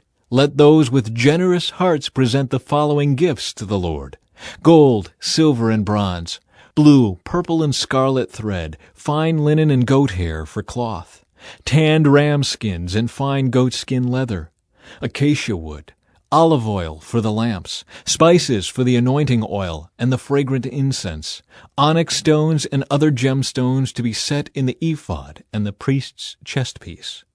Come, all of you who are gifted craftsmen, construct everything that the Lord has commanded: the tabernacle and its sacred tent, its covering, clasps, frames, crossbars, posts, and bases, the ark and its carrying poles, the ark's cover, the place of atonement, the inner curtain to shield the ark, the table, its carrying poles, and all its utensils, the bread of the presence. For light, the lampstand, its accessories, the lamp cups, and the olive oil for lighting, the incense altar and its carrying poles, the anointing oil and fragrant incense, the curtain for the entrance of the tabernacle, the altar of burnt offering, the bronze grating of the altar and its carrying poles and utensils, the wash basin with its stand, the curtains for the walls of the courtyard, the posts and their bases, the curtain for the entrance to the courtyard, the tent pegs of the tabernacle and courtyard and their ropes, the beautifully stitched garments for the priests to wear while ministering in the holy place, the sacred garments for Aaron the priest, and the garments for his sons to wear as they minister as priests. So the whole community of Israel left Moses and returned to their tents. All whose hearts were stirred and whose spirits were moved came and brought their sacred offerings to the Lord. They brought all the materials needed for the tabernacle, for the performance of its rituals, and for the sacred garments. Both men and women came, all whose hearts were willing. They brought to the Lord their offerings of gold, brooches, earrings, rings from their fingers, and necklaces. They presented gold objects of every kind as a special offering to the Lord. All those who owned the following items willingly brought them: blue, purple, and scarlet thread, fine linen and goat hair for cloth, and tanned ram skins and fine goatskin leather. And all who had silver and bronze objects gave them as a sacred offering to the Lord, and those who had acacia wood brought it for use in the project. All the women who were skilled in sewing and spinning prepared blue, purple, and scarlet thread, and fine linen cloth. All the women who were willing used their skills to spin the goat hair into yarn. The leaders brought onyx stones and the special gemstones to be set in the ephod and the priest's chestpiece. They also brought spices and olive oil for the light, the anointing oil, and the fragrant incense. So the people of Israel, every man and woman who was eager to help in the work the Lord had given them through Moses, brought their gifts and gave them freely to the Lord. Then Moses told the people of Israel, "The Lord has specifically chosen Bezalel, son of Uri, grandson of Hur, of the tribe of Judah. The Lord has filled Bezalel with the Spirit of God, giving him great wisdom, ability, and expertise in all kinds of crafts. He is a master craftsman, expert in working with gold, silver, and bronze. He is skilled in engraving and mounting gemstones and in carving wood. He is a master at every craft, and the Lord has given both him and Aholiab, son of Ahisamach, of the tribe of Dan, the ability to teach their skills to others. The Lord has given them special skills as engravers, designers, embroiderers in blue, purple, and scarlet thread on fine linen cloth, and weavers. They excel as craftsmen and as designers." Chapter 36. The Lord has gifted Bezalel, Aholiab, and the other skilled craftsmen with wisdom and ability to perform any task involved in building the sanctuary. Let them construct and furnish the tabernacle just as the Lord has commanded. So Moses summoned Bezalel and Aholiab and all the others who were specially gifted by the Lord and were eager to get to work. Moses gave them the materials donated by the people of Israel as sacred offerings for the completion of the sanctuary. But the people continued to bring additional gifts each morning. Finally, the craftsmen who were working on the sanctuary left their work. They went to Moses and reported, "The people have given more than enough materials to complete the job the Lord has commanded us to do." So Moses gave the command, and this message was sent throughout the camp: "Men and women, don't prepare any more gifts for the sanctuary. We have enough." So the people stopped bringing their sacred offerings. Their contributions were more than enough to complete the whole project. Building the tabernacle. The skilled craftsmen made 10 curtains of finely woven linen for the tabernacle. Then Bezalel decorated the curtains with blue, purple, and scarlet thread and with skillfully embroidered cherubim. All 10 curtains were exactly the same size, 42 feet long and 6 feet wide. 5 of these curtains were joined together to make one long curtain, and the other 5 were joined to make a second long curtain. He made 50 loops of blue yarn and put them along the edge of the last curtain in each set. The 50 loops along the edge of one curtain matched the 50 loops along the edge of the other curtain. Then he made 50 gold clasps and fastened the long curtains together with the clasps. In this way, the tabernacle was made of one continuous piece.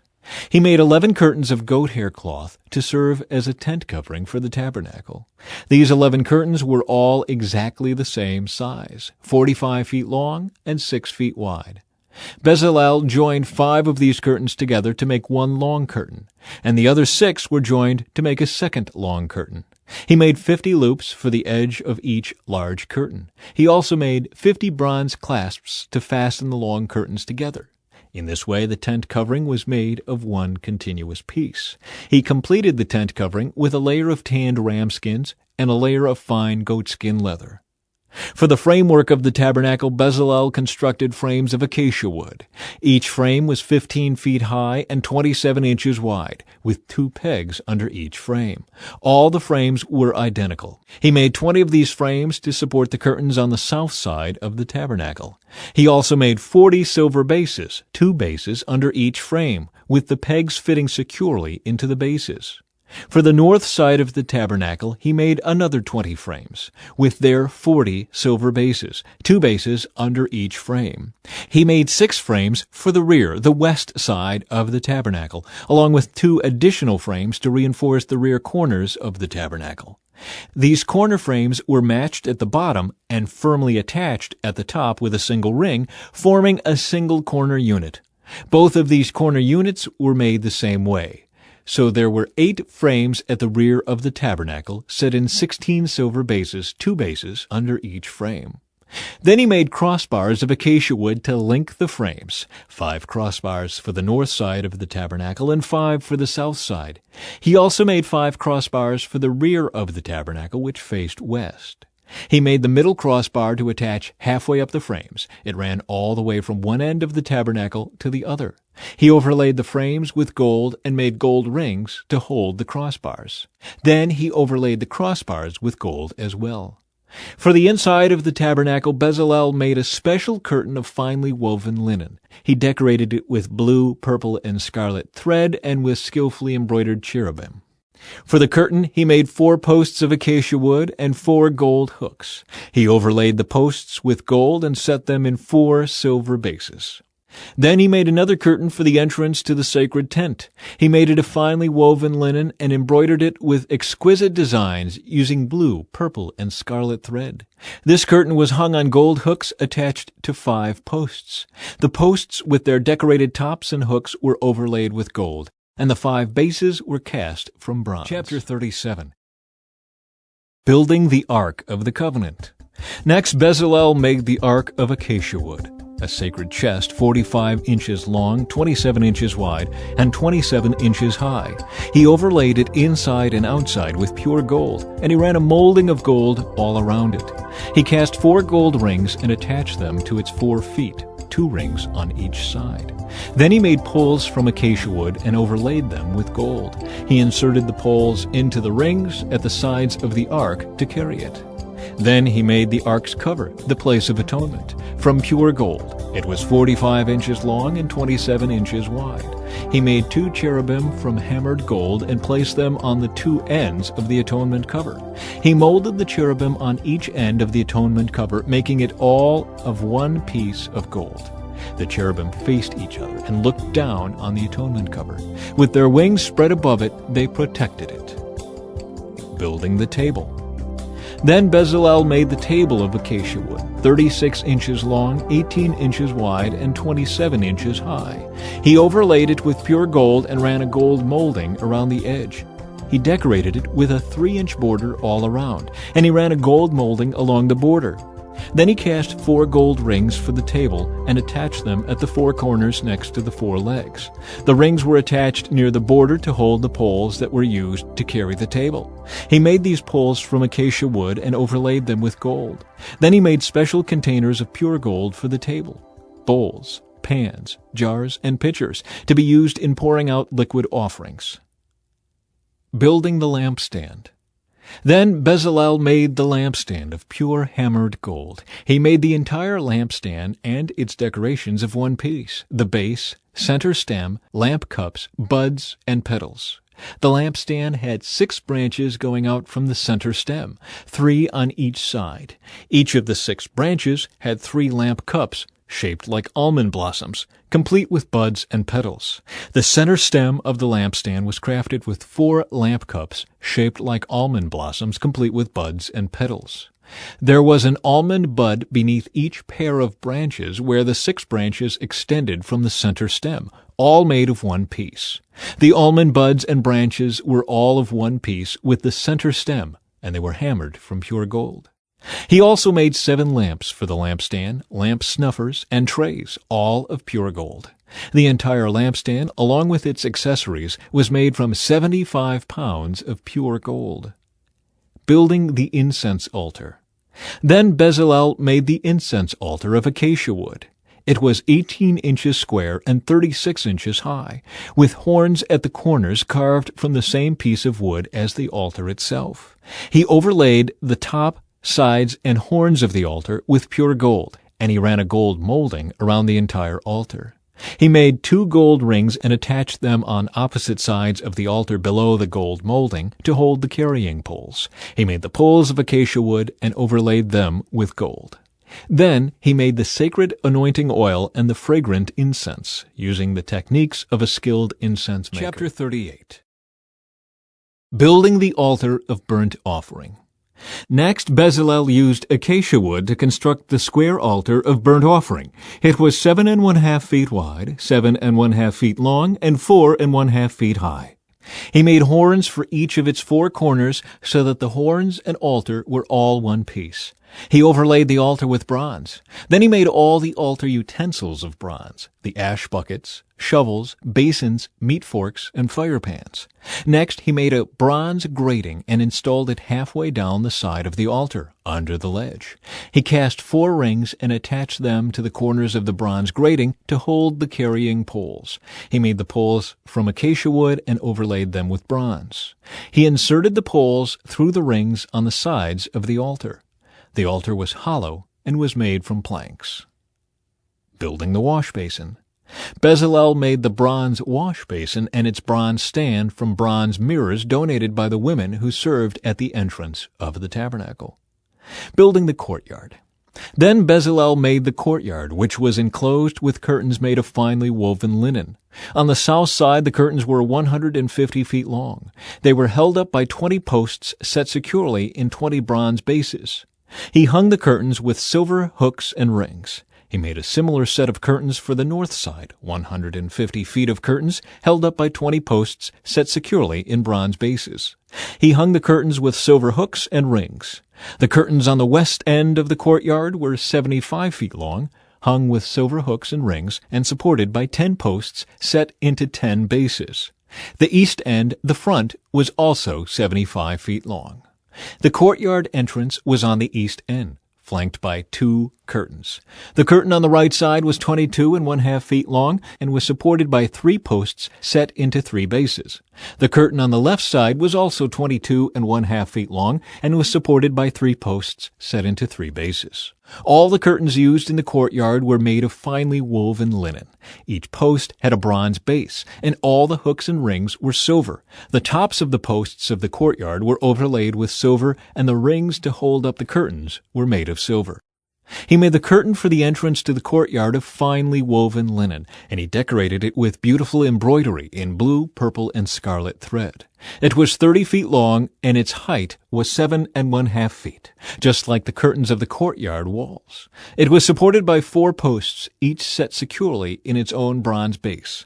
The tops of the posts were overlaid with silver, and the hooks and rings were also made of silver. All the tent pegs used in the tabernacle and courtyard were made of bronze. Inventory of materials. This is an inventory of the materials used in building the tabernacle of the covenant. The Levites compiled the figures as Moses directed, and Ithamar, son of Aaron the priest, served as recorder. Bezalel, son of Uri, grandson of Hur, of the tribe of Judah, made everything just as the Lord had commanded Moses. He was assisted by Aholiab, son of Ahisamach, of the tribe of Dan, a craftsman expert at engraving, designing, and embroidering with blue, purple, and scarlet thread on fine linen cloth. The people brought special offerings of gold, totaling 2,193 pounds, as measured by the weight of the sanctuary shekel. This gold was used throughout the tabernacle. The whole community of Israel gave 7,545 pounds of silver, as measured by the weight of the sanctuary shekel. This silver came from the tax collected from each man registered in the census. The tax is 1 bekah, which is half a shekel, based on the sanctuary shekel. The tax was collected from 603,550 men who had reached their 20th birthday. The 100 bases for the frames of the sanctuary walls and for the posts supporting the inner curtain required 7,500 pounds of silver, about 75 pounds for each base. The remaining 45 pounds of silver was used to make the hooks and rings and to overlay the tops of the posts. The people also brought as special offerings 5,310 pounds of bronze, which was used for casting the bases for the posts at the entrance to the tabernacle, and for the bronze altar with its bronze grating and all the altar utensils. Bronze was also used to make the bases for the posts that supported the curtains around the courtyard, the bases for the curtain at the entrance of the courtyard, and all the tent pegs for the tabernacle and the courtyard. Chapter 39. Clothing for the priests. The craftsmen made beautiful sacred garments of blue, purple, and scarlet cloth, clothing for Aaron to wear while ministering in the holy place, just as the Lord had commanded Moses. Making the ephod. Bezalel made the ephod of finely woven linen and embroidered it with gold and with blue, purple, and scarlet thread. He made gold thread by hammering out thin sheets of gold and cutting it into fine strands. With great skill and care he worked it into the fine linen with the blue, purple, and scarlet thread. The ephod consisted of 2 pieces, front and back, joined at the shoulders with 2 shoulder pieces. The decorative sash was made of the same materials, finely woven linen embroidered with gold and with blue, purple, and scarlet thread, just as the Lord had commanded Moses. They mounted the 2 onyx stones in settings of gold filigree. The stones were engraved with the names of the tribes of Israel, just as a seal is engraved. He fastened these stones on the shoulder pieces of the ephod as a reminder that the priest represents the people of Israel. All this was done just as the Lord had commanded Moses. Making the chest piece. Bezalel made the chest piece with great skill and care. He made it to match the ephod, using finely woven linen embroidered with gold and with blue, purple, and scarlet thread. He made the chest piece of a single piece of cloth folded to form a pouch 9 inches square. They mounted 4 rows of gemstones on it. The first row contained a red carnelian, a pale green peridot, and an emerald. The second row contained a turquoise, a blue lapis lazuli, and a white moonstone. The third row contained an orange jacinth, an agate, and a purple amethyst. The fourth row contained a blue-green beryl, an onyx, and a green jasper. All these stones were set in gold filigree. Each stone represented one of the 12 sons of Israel, and the name of that tribe was engraved on it like a seal. To attach the chest piece to the ephod, they made braided cords of pure gold thread. They also made 2 settings of gold filigree and 2 gold rings and attached them to the top corners of the chest piece. They tied the 2 gold cords to the rings on the chest piece. They tied the other ends of the cords to the gold settings on the shoulder pieces of the ephod. Then they made 2 more gold rings and attached them to the inside edges of the chest piece next to the ephod. Then they made 2 more gold rings and attached them to the front of the ephod below the shoulder pieces, just above the knot where the decorative sash was fastened to the ephod. They attached the bottom rings of the chest piece to the rings on the ephod with blue cords. In this way, the chest piece was held securely to the ephod above the decorative sash. All this was done just as the Lord had commanded Moses. Additional clothing for the priests. Bezalel made the robe that is worn with the ephod from a single piece of blue woven cloth, with an opening for Aaron's head in the middle of it. The opening was reinforced with a woven collar so it would not tear. They made pomegranates of blue, purple, and scarlet yarn and attached them to the hem of the robe. They also made bells of pure gold and placed them between the pomegranates along the hem of the robe, with bells and pomegranates alternating all around the hem. This robe was to be worn whenever the priest ministered before the Lord, just as the Lord had commanded Moses. They made tunics for Aaron and his sons from fine linen cloth. The turban and the special head coverings were made of fine linen, and the undergarments were also made of finely woven linen. The sashes were made of finely woven linen and embroidered with blue, purple, and scarlet thread, just as the Lord had commanded Moses. Finally, they made the sacred medallion, the badge of holiness, of pure gold. They engraved it like a seal with these words, "Holy to the Lord."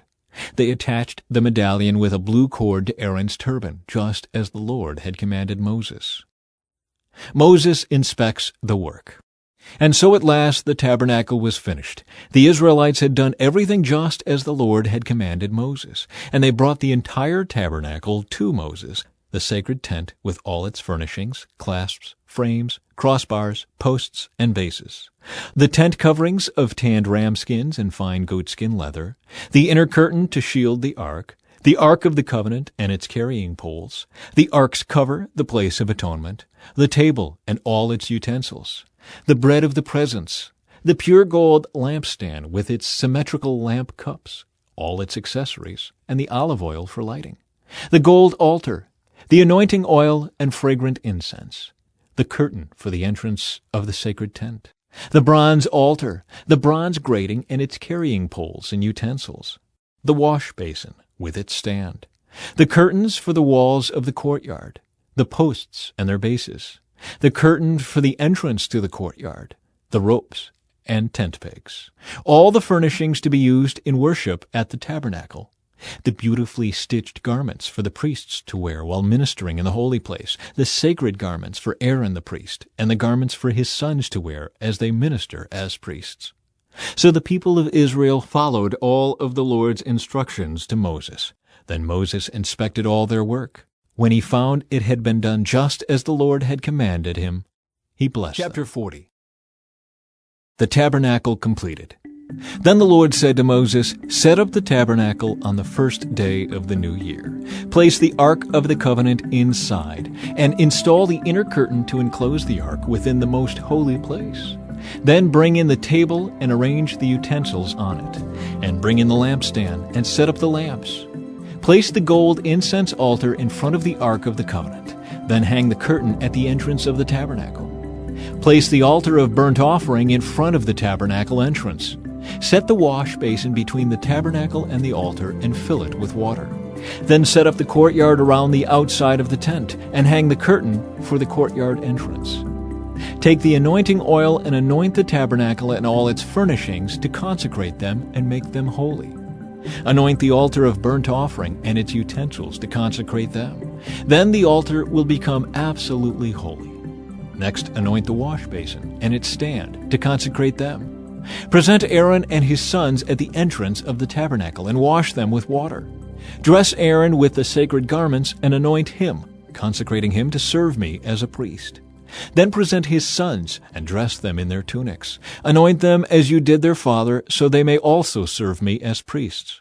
With their anointing, Aaron's descendants are set apart for the priesthood forever, from generation to generation."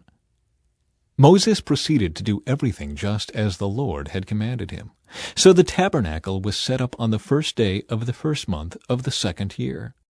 Moses erected the tabernacle by setting down its bases, inserting the frames, attaching the crossbars, and setting up the posts. Then he spread the coverings over the tabernacle framework and put on the protective layers, just as the Lord had commanded him. He took the stone tablets inscribed with the terms of the covenant and placed them inside the ark. Then he attached the carrying poles to the ark, and he set the ark's cover, the place of atonement, on top of it. Then he brought the Ark of the Covenant into the tabernacle and hung the inner curtain to shield it from view, just as the Lord had commanded him. Next, Moses placed the table in the tabernacle along the north side of the holy place, just outside the inner curtain. And he arranged the bread of the presence on the table before the Lord, just as the Lord had commanded him. He set the lampstand in the tabernacle across from the table on the south side of the holy place. Then he lit the lamps in the Lord's presence, just as the Lord had commanded him. He also placed the gold incense altar in the tabernacle, in the holy place, in front of the inner curtain. On it he burned the fragrant incense, just as the Lord had commanded him. He hung the curtain at the entrance of the tabernacle, and he placed the altar of burnt offering near the tabernacle entrance. On it he offered a burnt offering and a grain offering, just as the Lord had commanded him. Next, Moses placed the wash basin between the tabernacle and the altar. He filled it with water so the priests could wash themselves. Moses and Aaron's sons used water from it to wash their hands and feet. Whenever they approached the altar and entered the tabernacle, they washed themselves, just as the Lord had commanded Moses. Then he hung the curtains forming the courtyard around the tabernacle and the altar, and he set up the curtain at the entrance of the courtyard. So at last Moses finished the work. The Lord's glory fills the tabernacle. Then the cloud covered the tabernacle, and the glory of the Lord filled the tabernacle. Moses could no longer enter the tabernacle because the cloud had settled down over it, and the glory of the Lord filled the tabernacle. Now, whenever the cloud lifted from the tabernacle, the people of Israel would set out on their journey, following it. But if the cloud did not rise, they remained where they were until it lifted. The cloud of the Lord hovered over the tabernacle during the day, and at night fire glowed inside the cloud, so the whole family of Israel could see it. This continued throughout all their journeys.